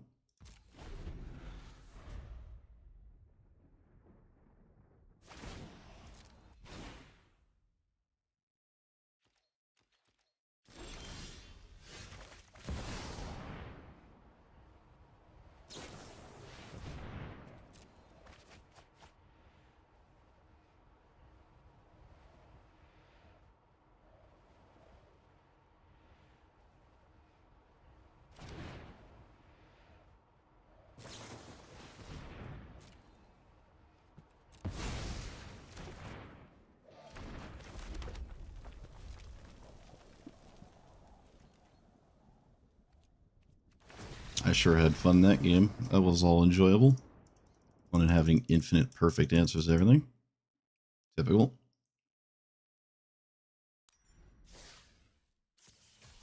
Was fun.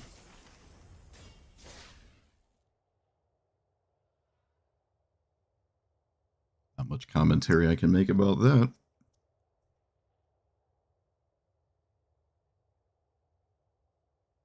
Is it like an alchemy thing?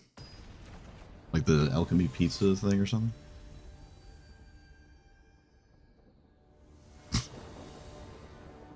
Tidebinder didn't do anything. I didn't have any equipment in my deck. They already countered Helm. Tidebinder did nothing. Can't keep this. Can't keep that.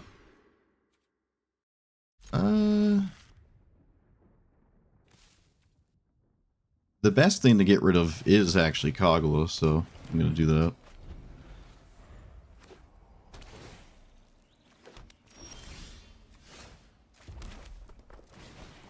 Save this for a 5 or 6?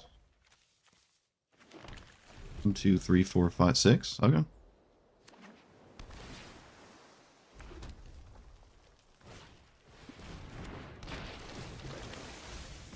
It's just a normal card.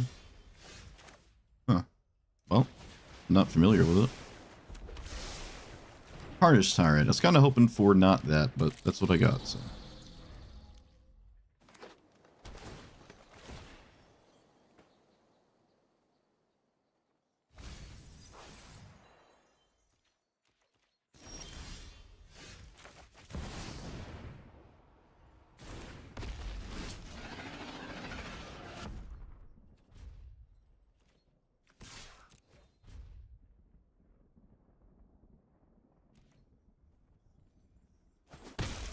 They thought about blocking that. It's funny.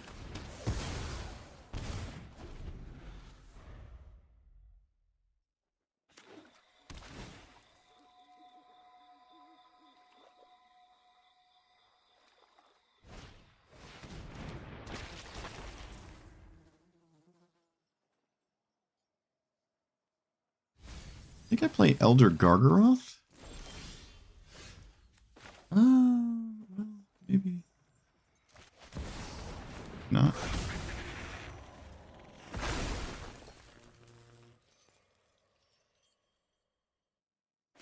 Well, I mean, the name of the game is to just continuously swing with problems, right? So, you just take 13, like, why is this... Yeah, this is fine. I just continuously do that with other cards as this game transgresses.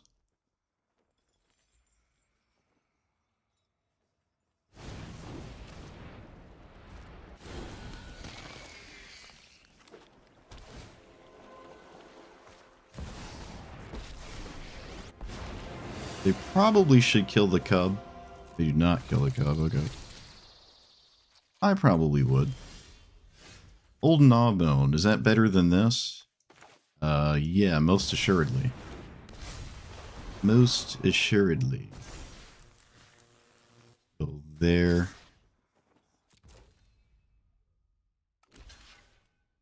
I sure love all the Death Touch stuff they have.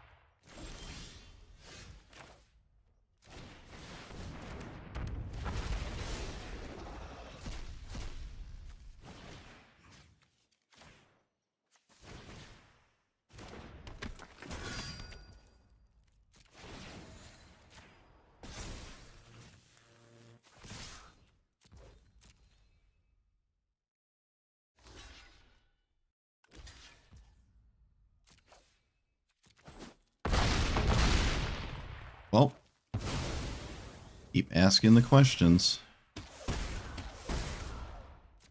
Wait, how does this work? Whenever another creature dies or a creature is put in the graveyard from anywhere other than the battlefield? Okay.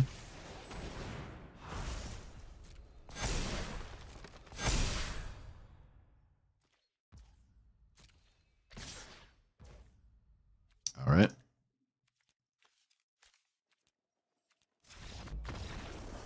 You got it.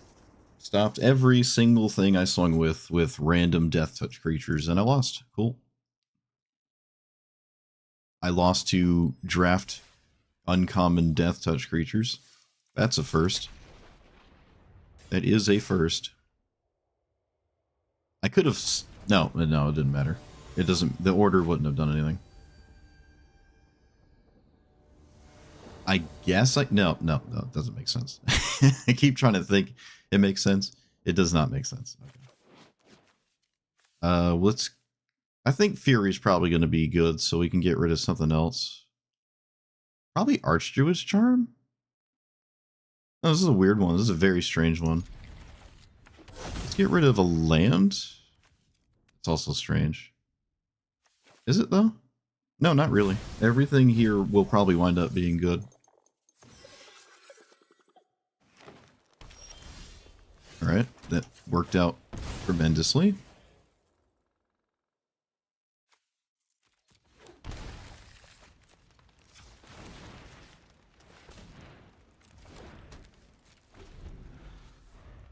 I don't know why I manually tapped that. It didn't end up mattering. Staff of the Storyteller? Huh. So you...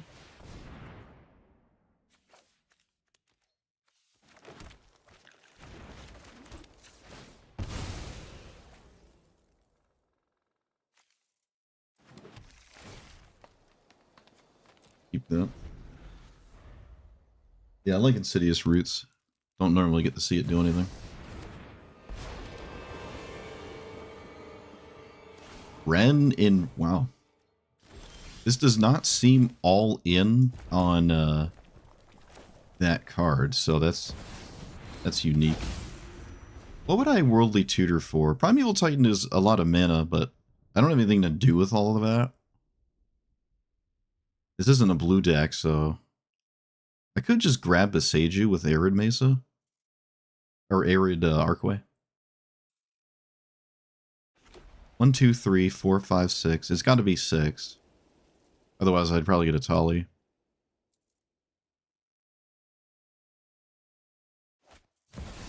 Alright, they don't have an answer to Xenagos. So whatever I get ideally gives me trample at this point. They've yet to cast anything. Oh no, you can cast Planeswalkers to trigger it. Never mind. I was gonna say they didn't actually do anything that Johnny cares about yet, but that's not true. Alright. Wormcoil giving me mana, or life, hasn't really mattered in any game. Alright, they're just over it. I mean, it is 4 lands. I get to kill their commander. And this is a repeating issue until it's dealt with. And when it's dealt with, I can just do other things. And I have all the mana now to, I suppose, cast whatever I could draw. But I kind of had all the mana anyways. But I can now just find a guaranteed, like, 7 and up with like this. But okay.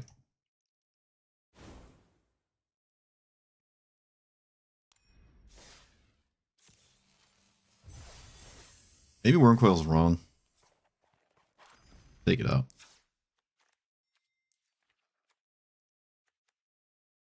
Feels like gaining life hasn't mattered ever in any game. Even the one where I got swung at by like 10 million. Because it wouldn't have gained enough life anyways.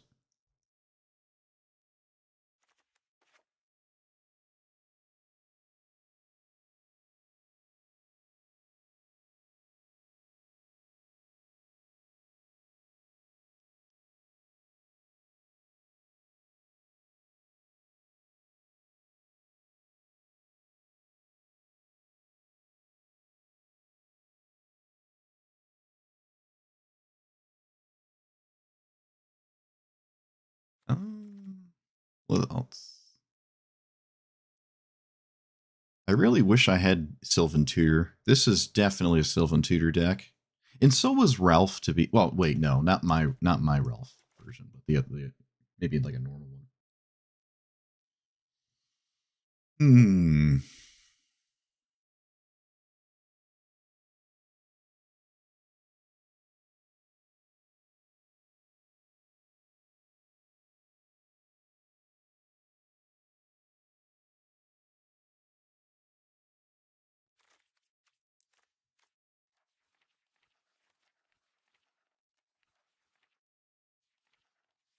I think Gamble's just going to wind up upsetting me, so...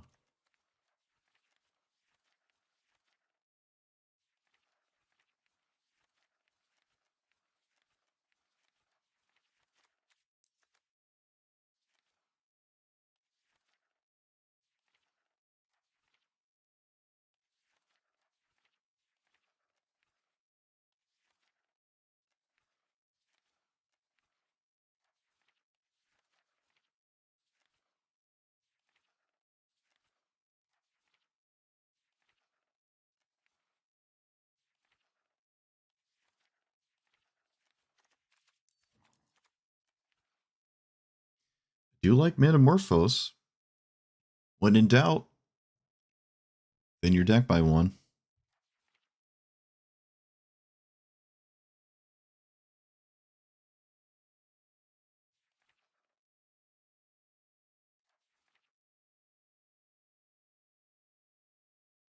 I could put Colossus back in. Yeah. Honestly, any excuse to put Colossus in a deck, I'm probably going to do it. Why not? I'm not crazy about it, but...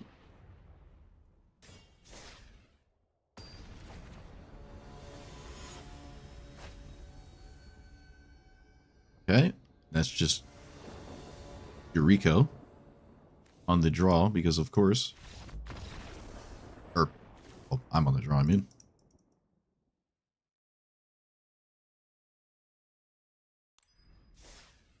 Not sure why I randomly see unwinnable matchups in my pool of back and forth matchups. Weird.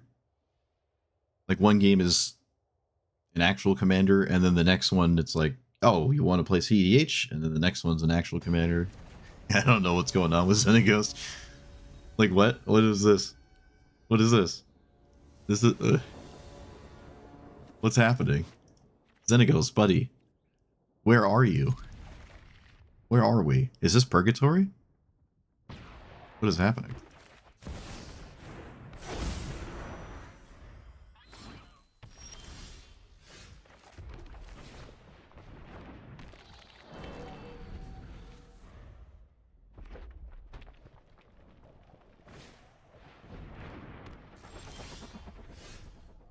Okay.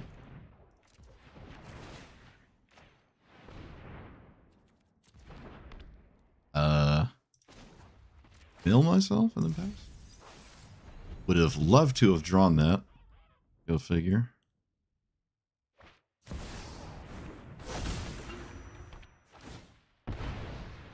One, two, three, four, five. I don't like just Xenagos here. Actually, I don't like most of my options. Do I have to play that?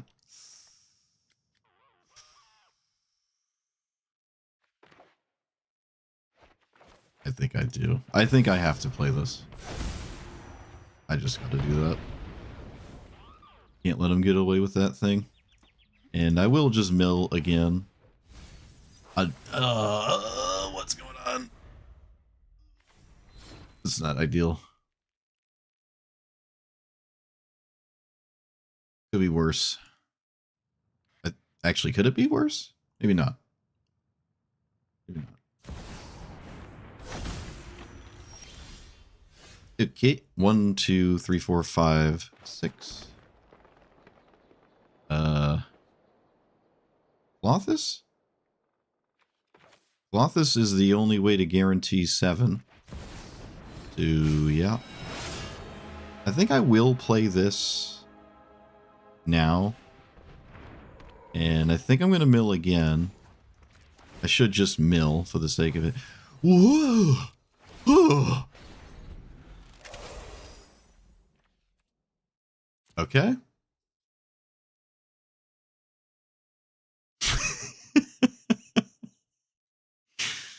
Woo! That's impressive. Yep. Bravo.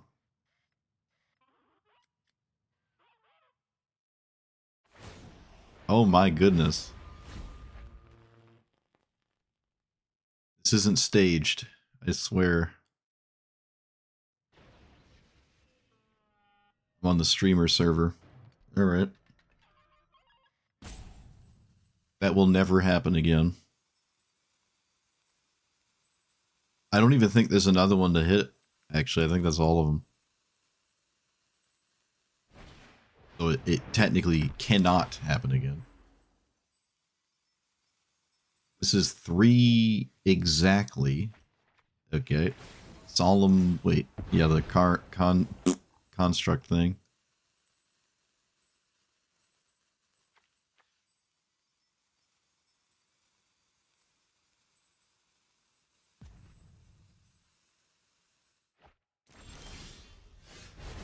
Roxanne was a good draw. Now I gotta do math. 1, 2, 3, 4, 5, 6, 7. So I think I'm just playing Roxanne.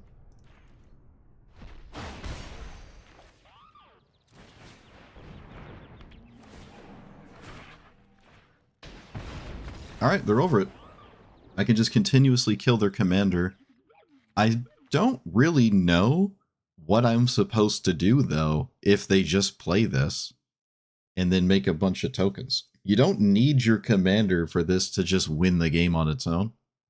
It is like probably the best card in my opponent's deck. It's usually the best card in artifact strategies that involve trying to kill your opponent with damage. So you could just play it and then start making tokens.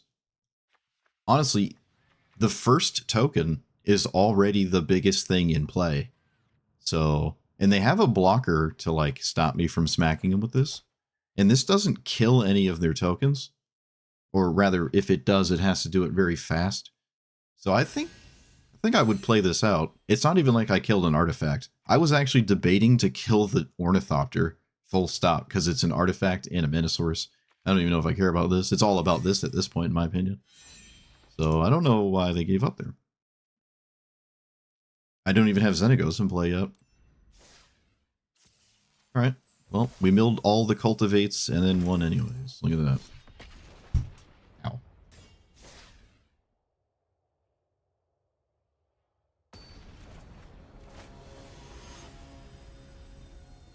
This is the copy attackers or something? What does this one do?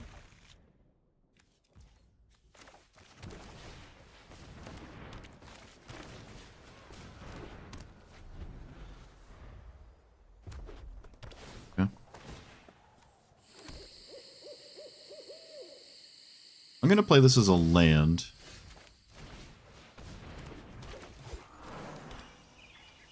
I guess I can wait.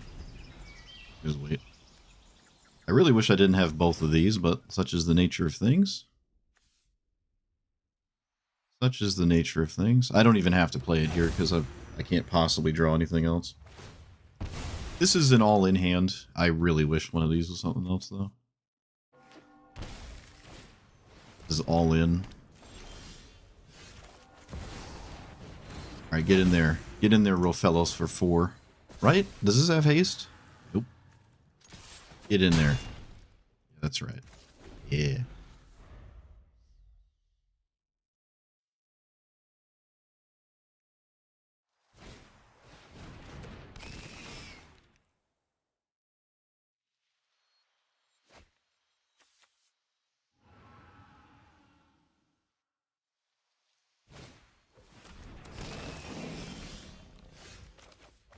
Okay, not what I wanted to draw.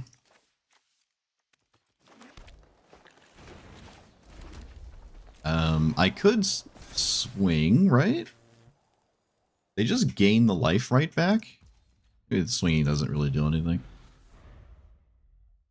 Alright, we're bound to draw something that matters eventually. There's no way I go forever without finding something. Blind obedience. Wow. Alright, well. Why not have that against me, I guess?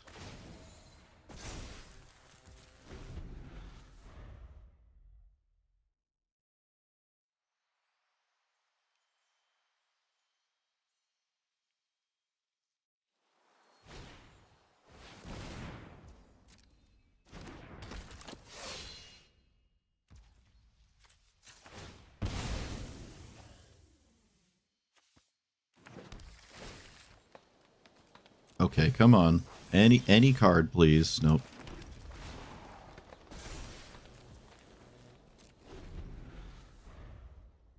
Literally anything.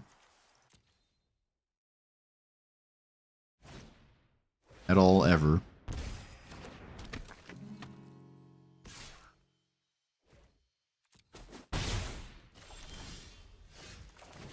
Alright. You got it. You got it. Watch, now that it's a creature, it's going to be dealt with, right? Yep, it's effectively dealt with, because I lose Rofellos. Right.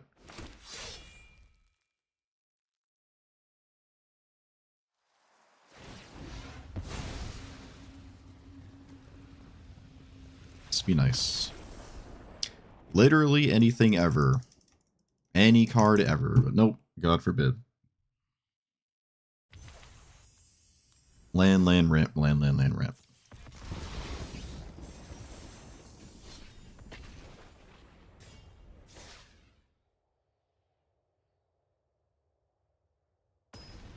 So many draws. An insane amount of good draws, actually.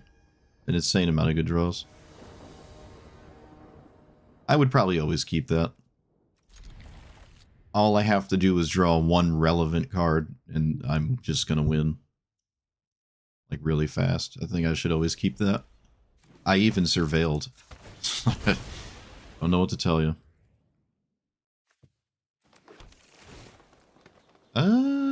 Another land is actually fine.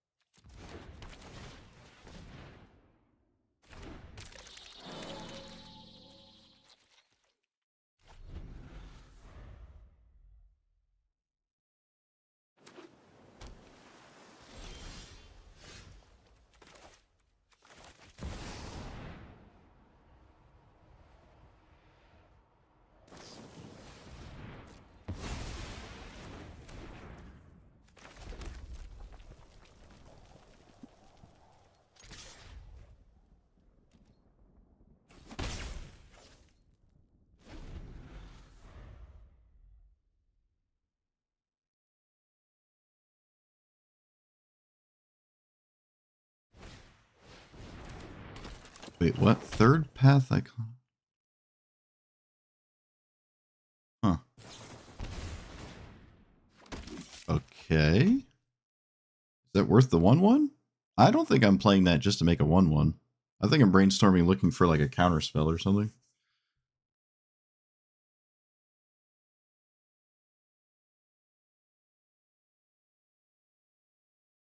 Yeah, I don't think I'm playing the Iconoclaster.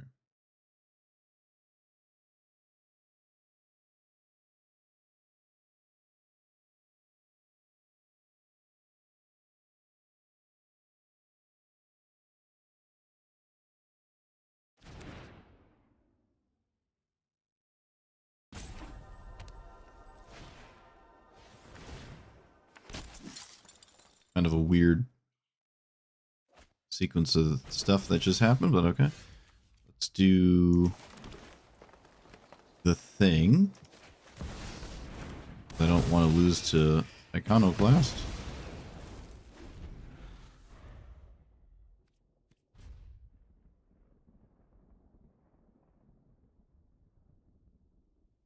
Seems like that's always better than Xenagos. Most assuredly. There's no guarantee I get to cast stuff, so...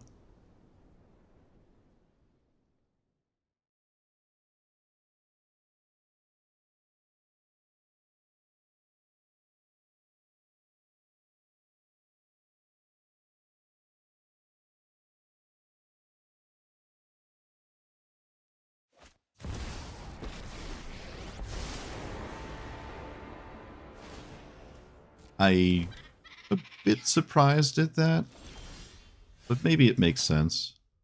It's not like it's dying, so... This doesn't have haste. There's no reason to play bird and make this a creature. In fact, I probably just shouldn't do that. So...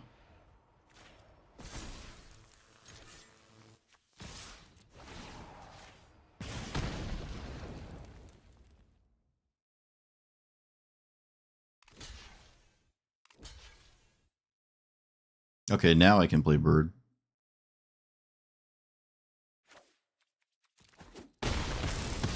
Not sure if I would have done this. I don't know. Xenagos doesn't have haste, so it doesn't... wouldn't have done anything.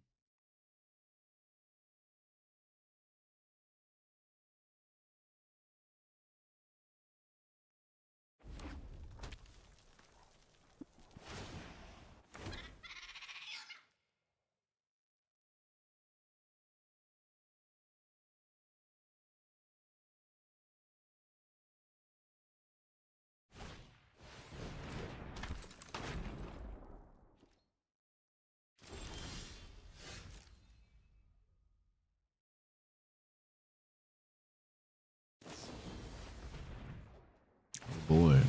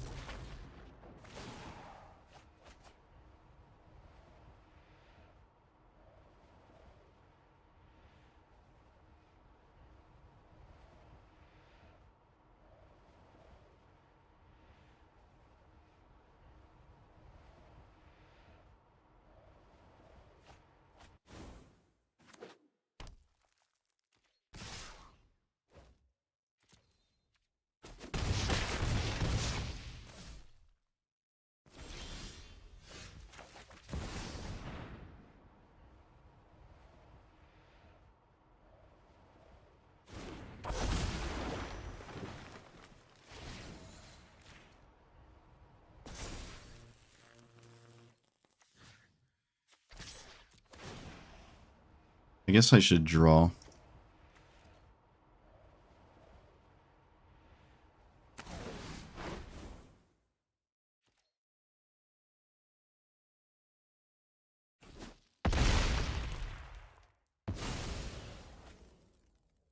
And I don't know if Delight Halfling matters, but I suppose I'll put more stats in play.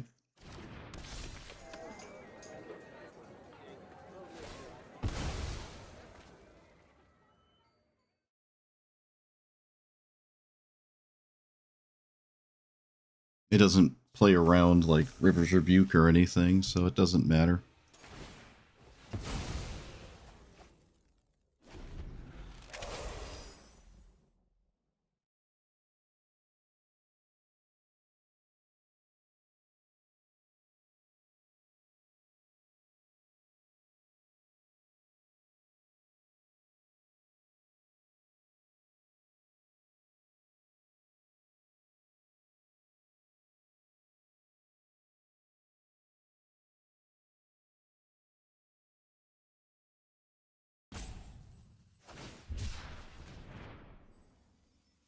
Did they play a land already? I don't think so. They didn't use it to draw, so don't think that's a good sign.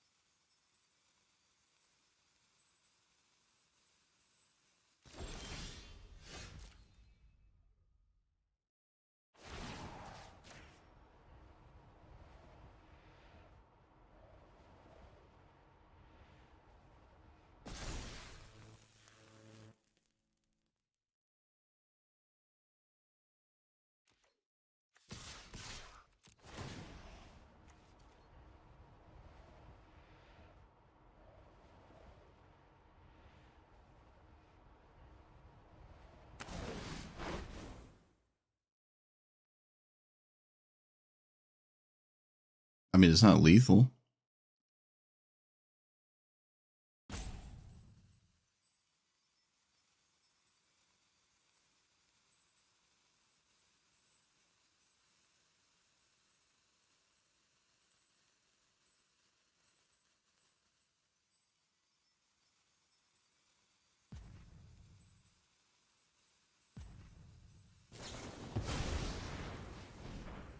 That gets rid of Xenagos. Which I mean, that doesn't stop. Can't really do damage anyways.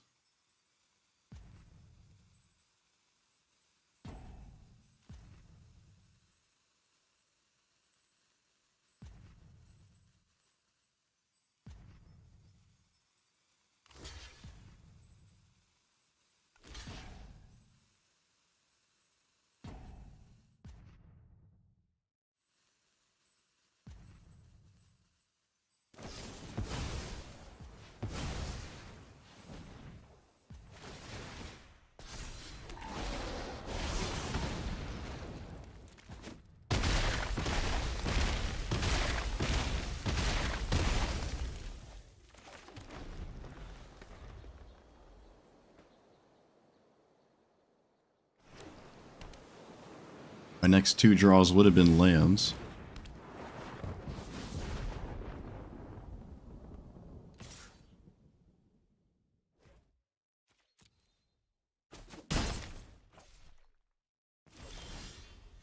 At the next 35.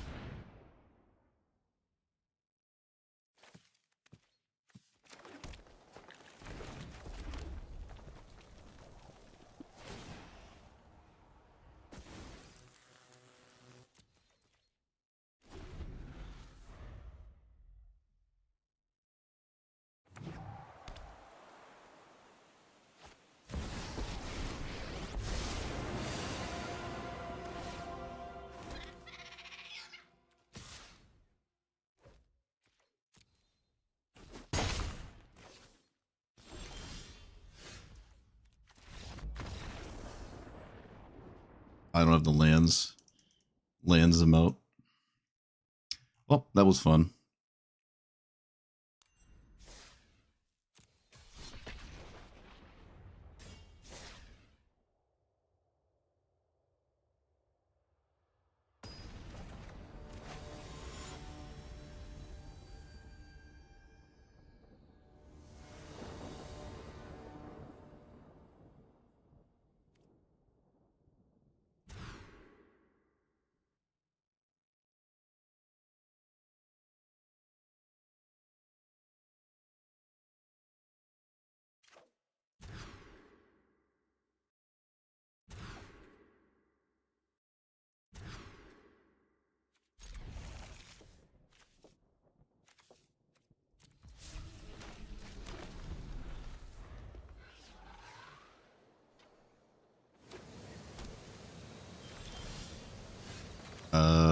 Oh, I can do that now, actually.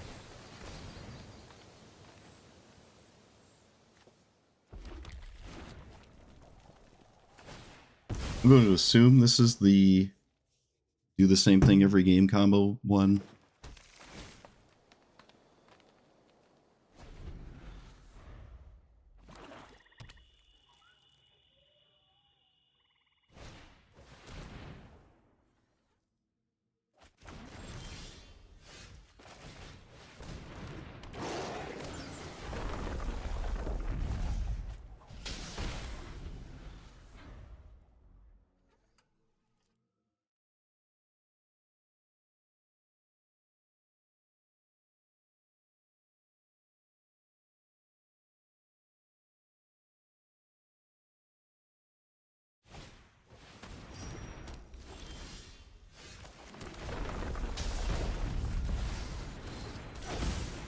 I mulligan for a way to interact.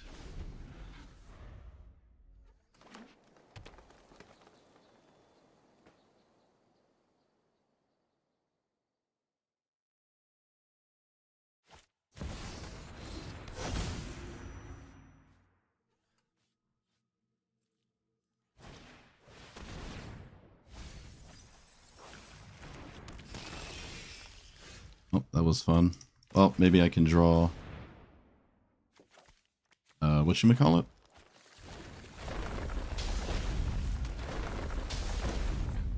Nope. Oh, that was fun. Well, I would have won if they didn't have the discard spell. I guess. I don't know. My only answer.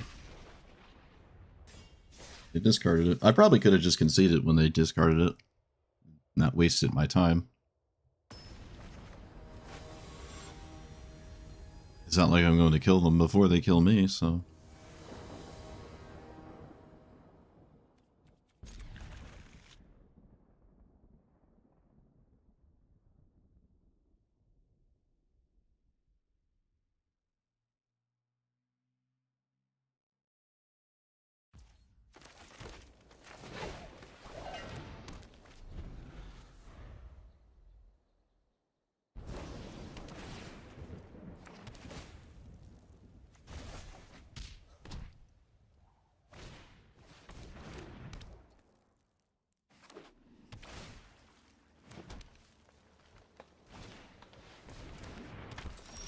Ah, yes. Turn 2 high buy.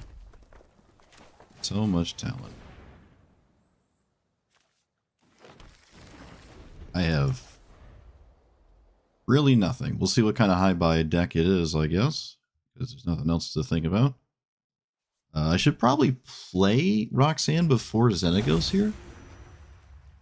I think.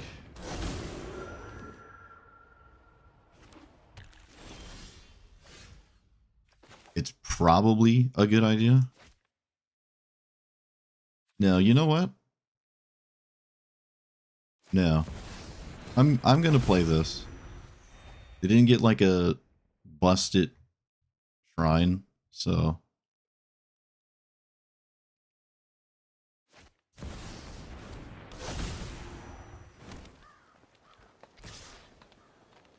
well, wait, they swung with the hierarch. That was a they missed a damage and they don't have a blocker now, so that was a bit of a mistake. I think I'm killing the hierarch.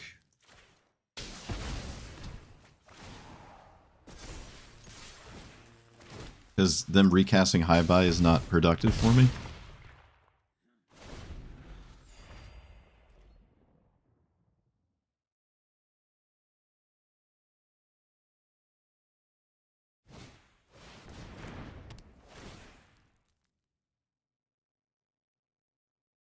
I don't think I can trade. Maybe I can. If the only thing they do is high buy, I probably can trade. So maybe I do.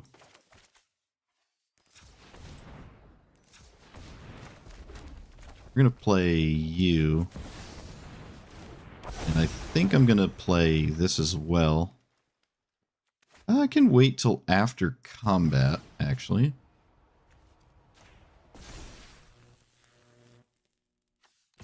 Swing like that, swing like that. Yeah, I'm just going to swing with Roxanne.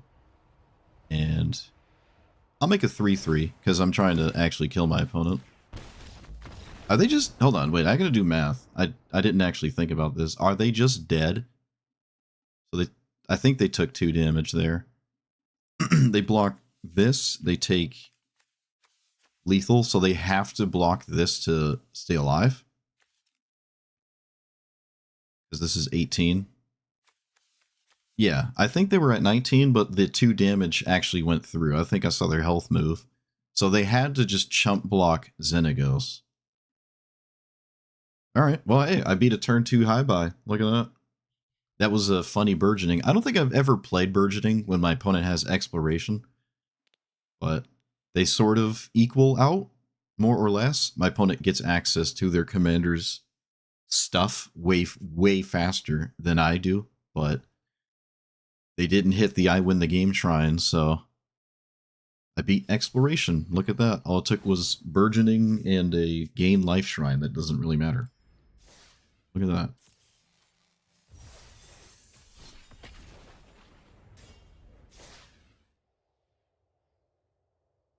Turn 2 high buy without Dark Ritual.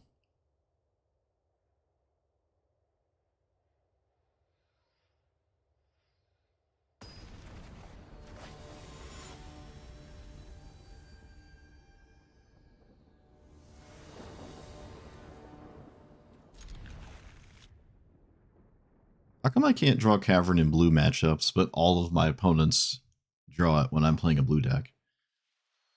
Maybe that's me being pessimistic. We're not here to look at the bright side of things. That's what we're here for. Let's do green. Yep. I don't think I need more red. Or it's unlikely I need more red. Alright, fortunately that doesn't do anything, but it could have. It came awfully close. I've actually never bopped someone with Ancient Copper. No, I did. I hit someone with Ancient Copper Dragon and I rolled 2. I remember. Let's hide what we drew, I suppose.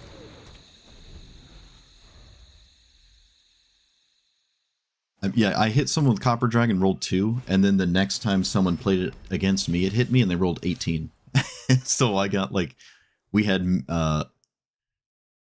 opposite numbers, matching opposite numbers, whatever. Name spaghetti, play spaghetti.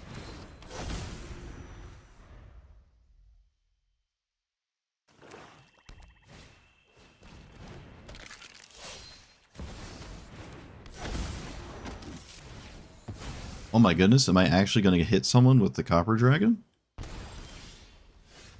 What do we think the damage is? Let's find out. Oh, opponent. It's just a bunch of treasure. Wait, is it? Isn't it a bunch of treasures? Yeah, just a bunch of treasure tokens that actually don't really do anything. I don't have a good follow-up. I think I still, let's say I roll at least 5, but, you know, knowing me, yeah, I don't know. Do I play both of these? Maybe I just don't play Shared Roots. If Tanic is part of the equation. Yeah, I don't know. Also, Tanic hasn't worked out anyways. Maybe I don't want to play it. I haven't actually gotten Tanic to really do anything. Yeah, maybe it could be something else. It really just hasn't done anything. Has anything else done, like, nothing? I really don't know if I like these 2 dragons. Making a bunch of treasure tokens, I don't really care about. I could, in that spot, run something else like cheaper threats. Are there any, like, interesting 5s other than Roxanne? What is that? What is this? Whenever this deals combat damage to a player. Oh, like Kona. Yeah, Kona's... I don't think I like Kona. I'd probably play Sneak Attack. What am I talking about? Yeah, I would play Sneak Attack first. All right, let's look at the, like, 5s. And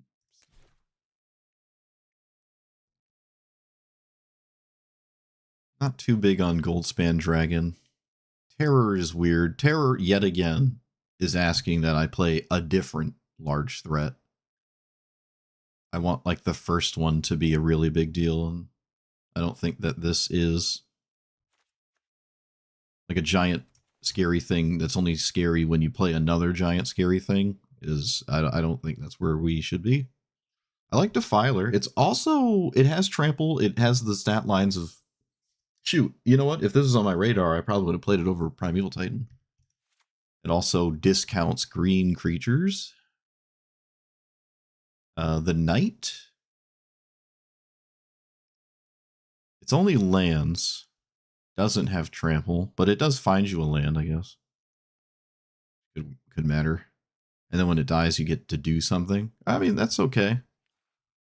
There's, like, room in this deck for these goofy mid-range things. This hitting my opponent could potentially find the scary stuff off the top.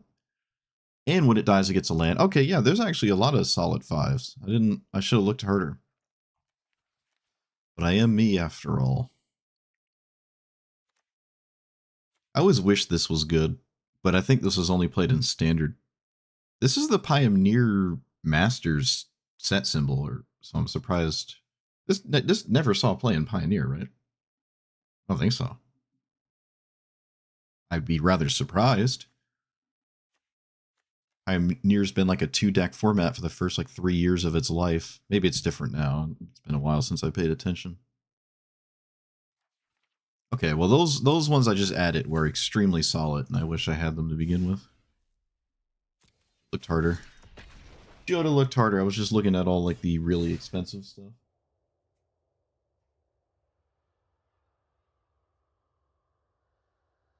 Should have looked harder. Throwing. Throwing. Throwing. Literally throwing.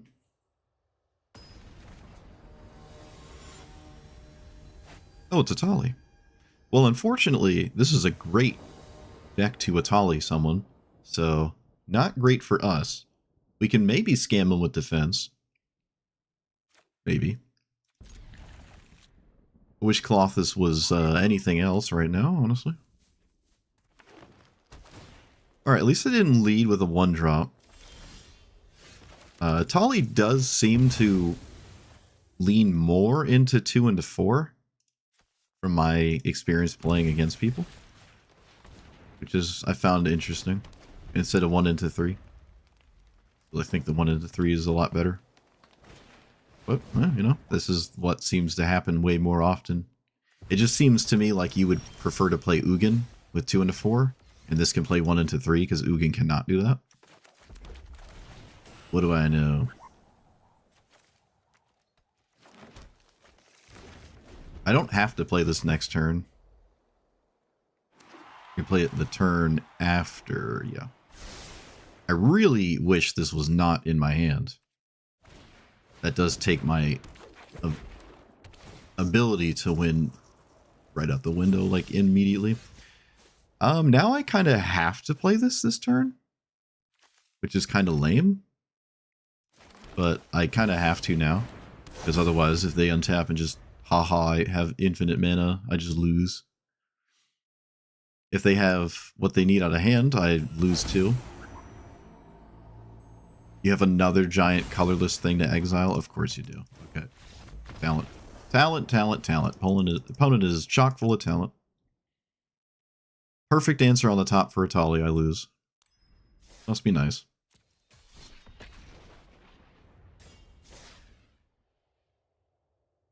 Well, that was a fun game. I'm glad I interacted with my opponent.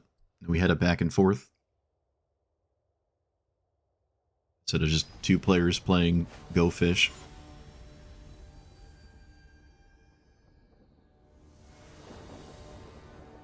Solitaire, rather. Literally just 2 games of Solitaire. I did play an interactive spell, and they hit the perfect thing to interact with it back, so I guess there was interaction at the very end there. In all fairness.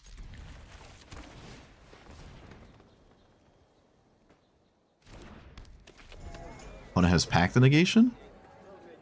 I don't know. It's not Subtlety.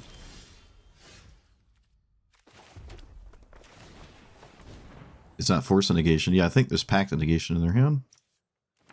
To know about.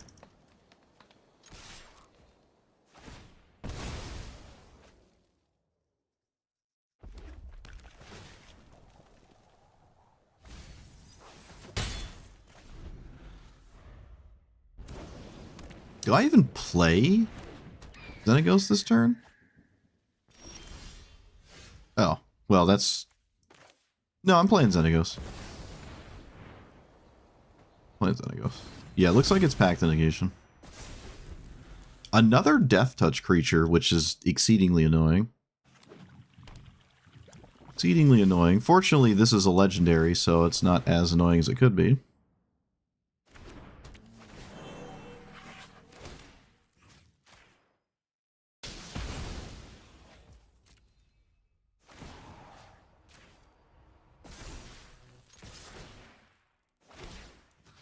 That just worked. I didn't expect to get in there with combat.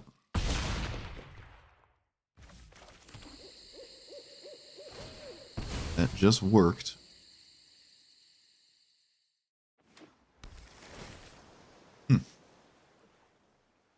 Baleful Strix is pretty crazy. I like Baleful Strix a lot, but I don't really see that. Okay, you also don't really see that as an answer. 1, 2, 3, 4, 5. Oh, huh. I win.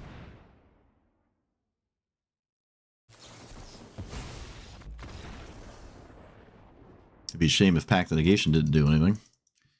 Cool. Drakuseth, look at that. I mean, they didn't let me swing with it, but that's like the second time in my life it actually did something. Oh, beautiful. I almost didn't see it. I forgot about the mana rocks in play. Almost didn't see it. Full stop. Almost didn't see it. Oh man, it's past midnight. I'll play like a couple more. Oh, I'm feeling it.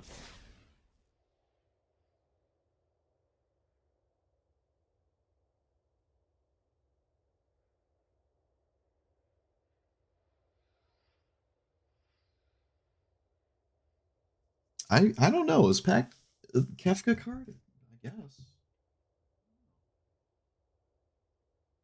I'm pretty strict with my. Where's my hair pick?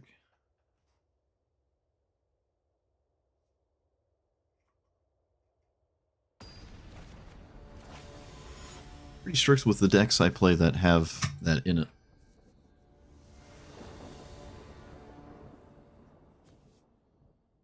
I'm not gonna waste my time against Revels. Or Blitz Mulligan for something that kills it. Not going to waste my time. I'd actually just rather play against Tamiyo than Revels, honestly. At least Tamiyo interacts with me. I mean, I'll complain when I get counterwalled anyways, but at least they're interacting with me.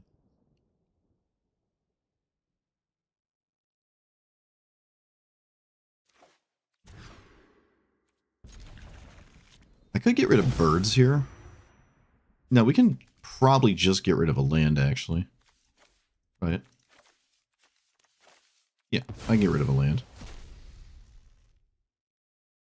I don't necessarily need bird, but... Oh, if there's a discard spell, I'm glad I did what I did. Okay, I'm definitely glad I did what I did then. Well, I mean, the only thing for them to take is the thing I did in exile, so I missed that opportunity, but still. I didn't take the other 2 cards, is my point.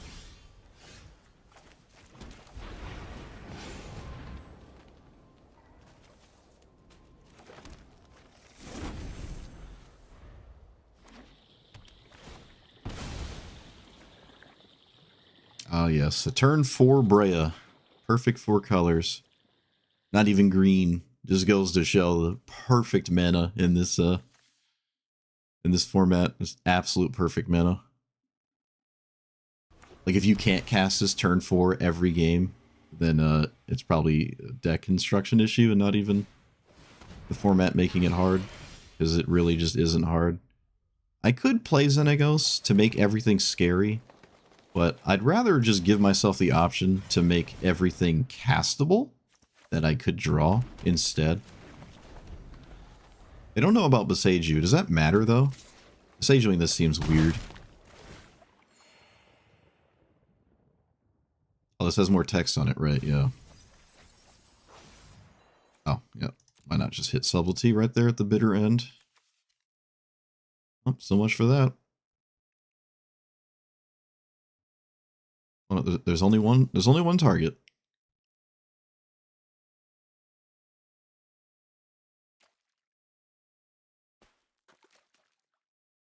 There you go.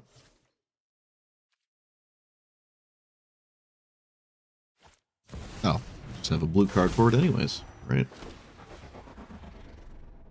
Why have to worry about anything in this game?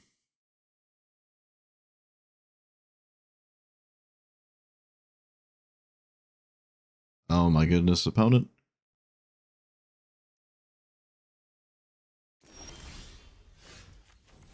So I can't do anything, but I can cast this twice. I think I upset my opponent. Okay, I said your go because they held priority and didn't do anything, and then I got my opponent butt hurt. I don't... okay. I don't think I'm winning this anyways. Just gonna concede. How dare I say your go. My opponent's just sitting there doing nothing with no mana. And then they got butt hurt. Alright. Well, I'm dead anyways.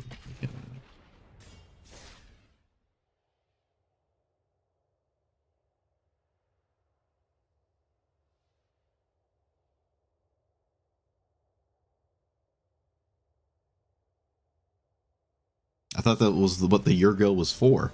When your opponent's just standing there with no mana and just not gonna cast subtlety for no reason. That's when you're supposed to say your go, I thought. Suppose not. Shouldn't play Magic if that gets you that upset, buddy. Or just B12. Just B12. Okay. How many times have I surveilled into the graveyard? I feel like I haven't done that much. This is a spot where I do not want the land. Look, I get a land all the time with this. There's only 40 lands in here. Well, I say only.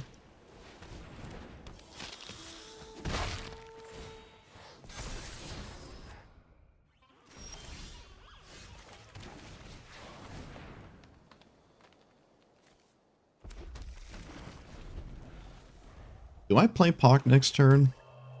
Yeah, I do.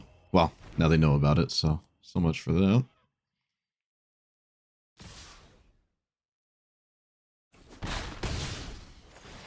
This is really why I don't like Inquisition. Though one could argue Inquisition has only gotten better, not worse. Yeah, I'm gonna cast it. I mean, it's not a surprise or anything anymore. I'm just gonna cast it.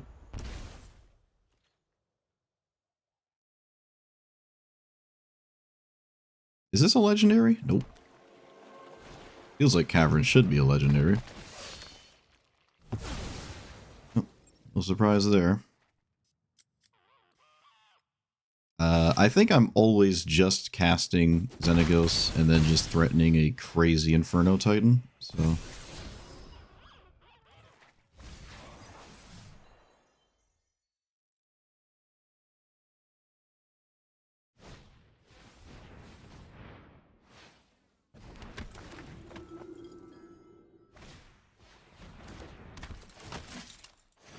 Or my opponent just has everything they need to kill me perfectly. That works too.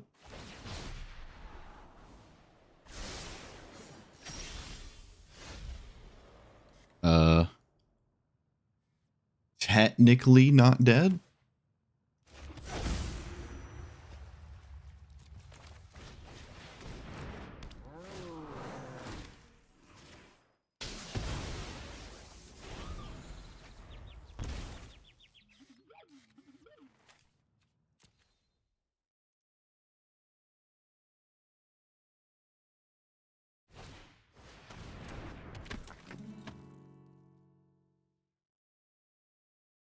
Could we not have a removal spell, please? Be cool.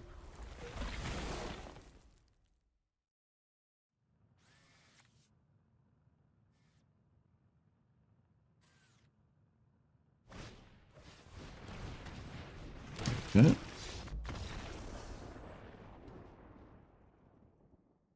Well, that was a do-nothing game there. I didn't get to do a single thing.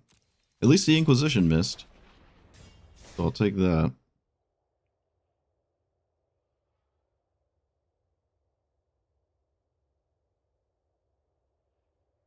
I shall take that.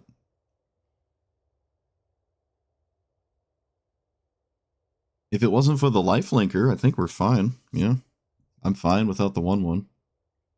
Just couldn't do anything.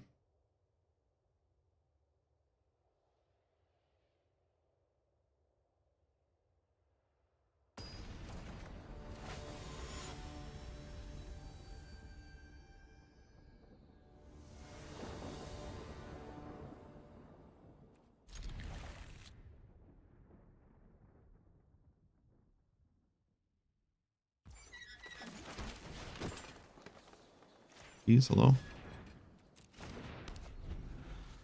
Wait, should I? No, I didn't know to do red. Didn't have to. Yep. Animate that mountain, shall we?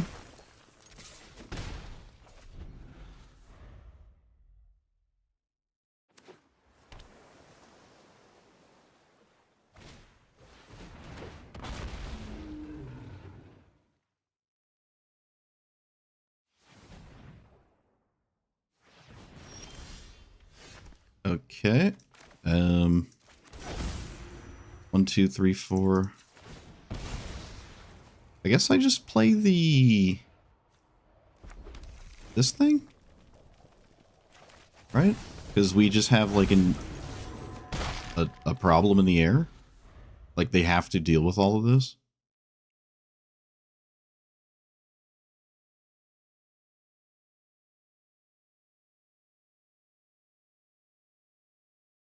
It's probably better than just playing a random this and nothing. Yeah, I mean, I can't just play this and pass, I feel.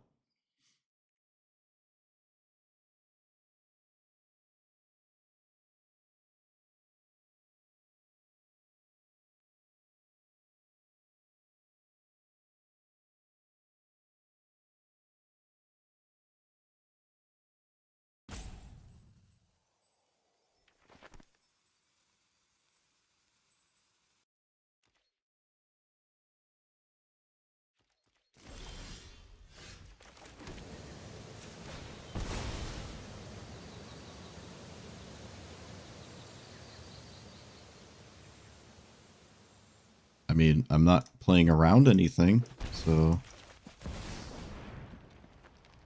congratulations if you have stuff.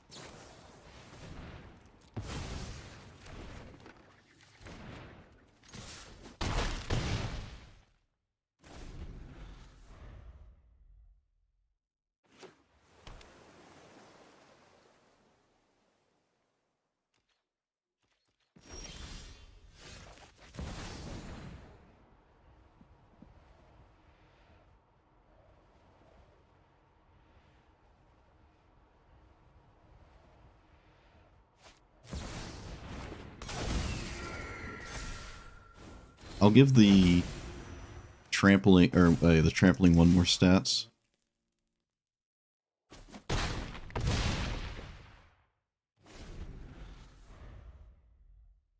They did not trade with the Storm Drake.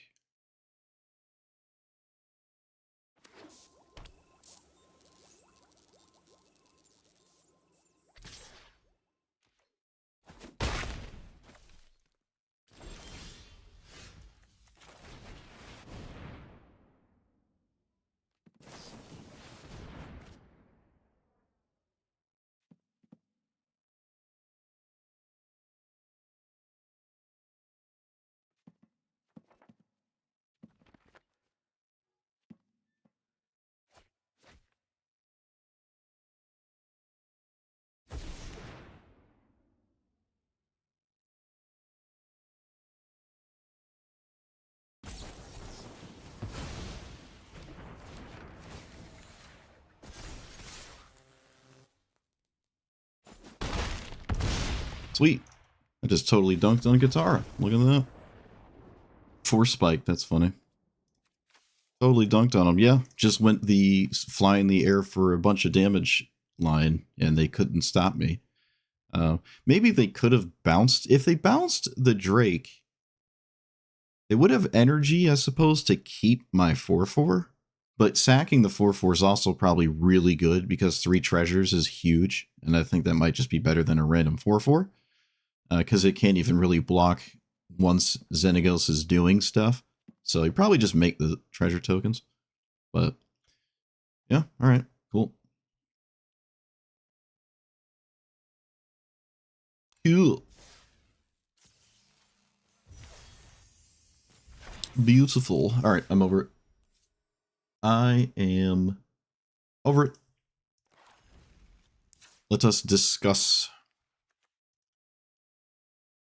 Okay, so this doesn't have enough to do the I think I did it one game, maybe a second game, where you want to like vomit your hand out super fast. You just violently ramp, but then you don't have anything to do once you do that.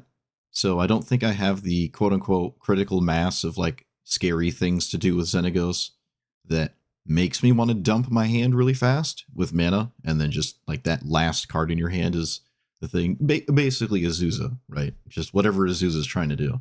Vomit the hand out, and then the last card is like actually the reason you did anything. It didn't seem like I had enough. I did end up adding more at the end. There were actually quite a few just simply 5 mana things that were interesting I had glossed over, like Defiler and O'Hare and Cavalier. So like there were some pretty interesting 5s on top of like 6s and ups that I just wasn't thinking about till later. And I think they do help. They have trample. They leave stuff behind, which is significant. This getting devotion, I really think on average you don't want to give this devotion. I've had been back and forth about it, but after having just played now, I really don't think you like giving this devotion. You are going to give it devotion sometimes, and you're going to kill your opponent because you did that, right? But that's not what an average is. That winning one game because Xenagos is a creature is not an average outcome. It seems as though when this is a creature, it is unnecessarily vulnerable, and it is outweighed. Its vulnerability outweighs its 6 damage. It doesn't even have trample, right? Most of the time when I swung with it, it probably could have just got chump blocked or whatever. So I really don't. I'm not keen on giving that devotion. But there's not much you can do about it if you aim to just continuously swing with threats. But assuming your first threat is swinging repeatedly, your opponent might just be dying anyways. I was playing goofy 5 things, and if they're dealing with those, then Xenagos shows up. It can be a bit awkward, and I didn't notice this at first, but maybe it's coming back to me now. You do have to take a turn off with this to just give your other thing haste. Like, if you play this turn, when you get to 5 mana, turn 5, if you play Xenagos turn 5 and something turn 6, you lose. You have to do it. You have to be faster than turn 5 or 6. So you play this when you get to 5 mana. Then you just swing with it the next turn, as opposed to you play Xenagos first and then play this. It's like, sure, it hits harder. And yeah, this actually sees a lot of cards. Maybe that's not the best example. But some of these are kind of weird to cast. This is the reason I wasn't super heavy on the 5s to begin with, is that like they're kind of weird to just play a turn late just to give them haste and some more stats. But I think all in all, it probably is well worth it to do that, right? I mean, if you're not doing that, why are you playing Xenagos? So you probably should try to actually do that. And I think on average, that actually is the right idea. Sometimes it isn't, right? Like Roxanne, you do kind of like to play immediately because shocking something is typically really good, especially if you're playing against something like Revels, which to me feels like Revels is a complete non-game unless you're running a bunch of red burn spells. And I still think, actually, this has been a good example in this play session that just ramping faster is better than trying to halt your opponent or do something with Abrade. Just cast Rampant Growth and just be faster than whatever you're trying to Abrade is trying to do to you. And that's where I am with that. So I think playing Xenagos first is right. Most of the time. I would say most of the time. There were some times it didn't seem like that's what I was doing, but I think on average that was better.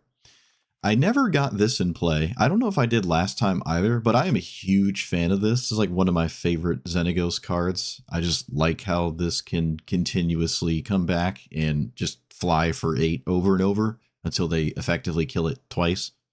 It's not the same as like Vault Porn Tyrant, which gets larger with Xenagos, has trample and draws cards, and again, like has to die more than once. So go figure the green version is better. But I really do like Rekindling Phoenix. Super cool card. The game isn't really about this, right? It's not about like having this 4-3 and maybe blocking with it efficiently and getting it back and then swinging or just swinging over and over and they have to deal with it. Like the game's not about that. At least this format isn't. I don't really know what format is. Maybe vintage in some strange way if you take out all the combo decks. But there's not a lot of that back and forth. The best thing to do, really, and this is kind of more or less the thing in like the early turns of say an EDH game with 4 players. The best thing to do is kind of ignore people and just be faster than them. And then once things start to cool off, you can start to interact more. Right? Like Soul Ring is just the best thing to do in EDH. There's not even a secondary close thing. Jeweled Lotus is gone, so really like Soul Ring is just the best thing to do. You know, and that doesn't necessarily interact. You're just faster than your opponents. So that's kind of the idea here. Like the aggro portion of this is found in its speed of casting everything, not the, oh, I swung at you with Rabble Master on turn 3 or turn 2, let's say, with a Mana Dork or something. Like, it's not really about the mid-range beatdown with aggressive red cards or even aggressive green ones. Like, there's the 3 mana 5/4. Like, it's like an elf or something, and it can't be blocked by whatever. Like, yeah, it's a mid-range. It beats down stuff. I would kind of consider this a mid-range deck. But that style of aggression is found in mana sources instead, right? Like your 3 mana 5/4. I need to know what it is. Pretty sure it's an elf. Pretty sure it's a rare. Pretty sure it costs 3. Is it not an? Oh, it is. Yeah, it's an elf knight. Yeah. So like you can play this, but you could also just play Cultivate and then get to the big things faster. And then those big things are the thing that are killing your opponent roughly at the same time, quote unquote, except they're harder to deal with and ideally kind of leave things behind when they are dealt with, like the O'Hare turns into a land, which then gives you mana to cast like 6 drops or whatever. That's another thing about running 5s, is if you don't have your 6th mana source, then having a bunch of 5s just means you have the same amount of mana you used to cast Xenagos. So you have something to do, as opposed to like Xenagos, now I need another mana source to then cast all the 6s and ups. So I would say that was nice. It did not seem at all like I was going mana crazy. So, or at least with lands, even though it kind of looks like that's what I was trying to do. So Tanic just never triggered every time it was in play. I never like drew a card with Tanic. Or maybe I drew once. I just thought I would see more of that. So I don't actually know if Valakut at all makes sense because of that. And neither really did Pock. Pock felt a bit strange. We don't have a boatload of fetch lands, and I'm not going to play the bad fetch lands just for like a few cards in my deck. I wasn't even running Scute Swarm or Mossborn Hydra or Tireless Provisioner. So I don't know. It seems odd, but it's kind of cool, I guess, to have like the green. It's not, I say cool, it's all the green cards you're familiar with, but it's interesting that we're not kind of just like this one, I suppose, where it doesn't play the green 1-drops. Or rather, I don't play the green 1-drops with it. I'm sure there's probably plenty of people who just don't care and they do it anyways. But yeah, it's like another green deck that doesn't have every single piece of that green ramp package. I didn't have Tireless Provisioner and Lotus Cobra making a bunch of mana and doing all these crazy things. I was just like casting 1 or 2 ramp spells, getting to a 5-drop, getting to a 6-drop, swinging with them over and over or whatever until someone was doomed. So it is actually about Xenagos. So that's cool, right? I do like that. Your commander actually has a huge impact into what is happening. You really want your commander to be a part of basically every win, every way you know end the game, and I do like that. It's like Roxanne. Roxanne, I don't know if it's like quote unquote better than this. Xenagos can just go way over the top of Roxanne, but you can just continuously recast Roxanne because it leaves behind mana, and it just gets more and more annoying. And then you give it like haste with a bunch of haste stuff, and it's all about just swinging with Roxanne over and over. And I like that too. It just seems like red-green decks really like their commanders. Even the vehicle one. We saw the vehicle one and an equipment one. Those really weird, those really strange commanders that like care about vehicles, care about equipment, and they're both Gruul. They're all about their commander. And I gotta say, I like that. As opposed to, let's see. Okay, this is all about that one, but it's more than just red-green. This one is too. But it's not red-green. This certainly is. This is red-green.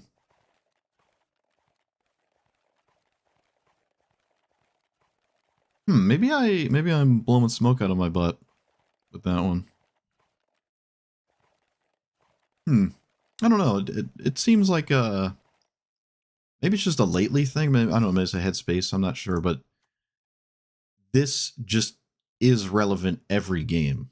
Is kind of my point. And it seems like there's been in the past a lot of commanders that aren't necessarily a giant portion of the game plan, and not simply just because they're like jank, goofy ones that you have like a 40-30% win rate with that you make YouTube videos with or something. But I like this. This is cool. I don't really know if I end up liking Colossus. It came in, it came back out. I don't know if I like it.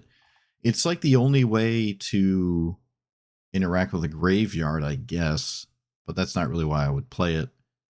I did Blitz Mulligan for Colossus against Stick Fingers because it was the only thing that interacted with it, right? So once it's in play, Stick Fingers can't do anything.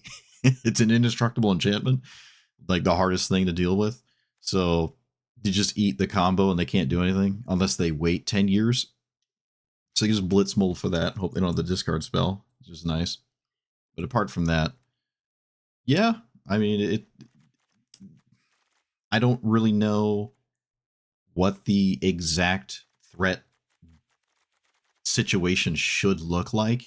The optimal ones or the ones I was playing that you shouldn't be playing. I don't really know. I did finagle them a lot and came to this. I took out the ones that when they hit your opponent, they make treasure. There's like the Elder something dragon and then the Copper dragon. Like giving myself a bunch of treasures is great, but it doesn't really matter because I've displayed the ability to hit my opponent with a 12-12 or 14-14 and make treasures to then I don't even know what I have enough mana to cast those things in the first place. It just more mana doesn't seem great. That's why Primeval Titan is debatable, especially without the 2020 Dark Depths or Valakut. You could probably play the 2020 Dark Depths thing. It is a snow land, so you're into the north can find Dark Depths.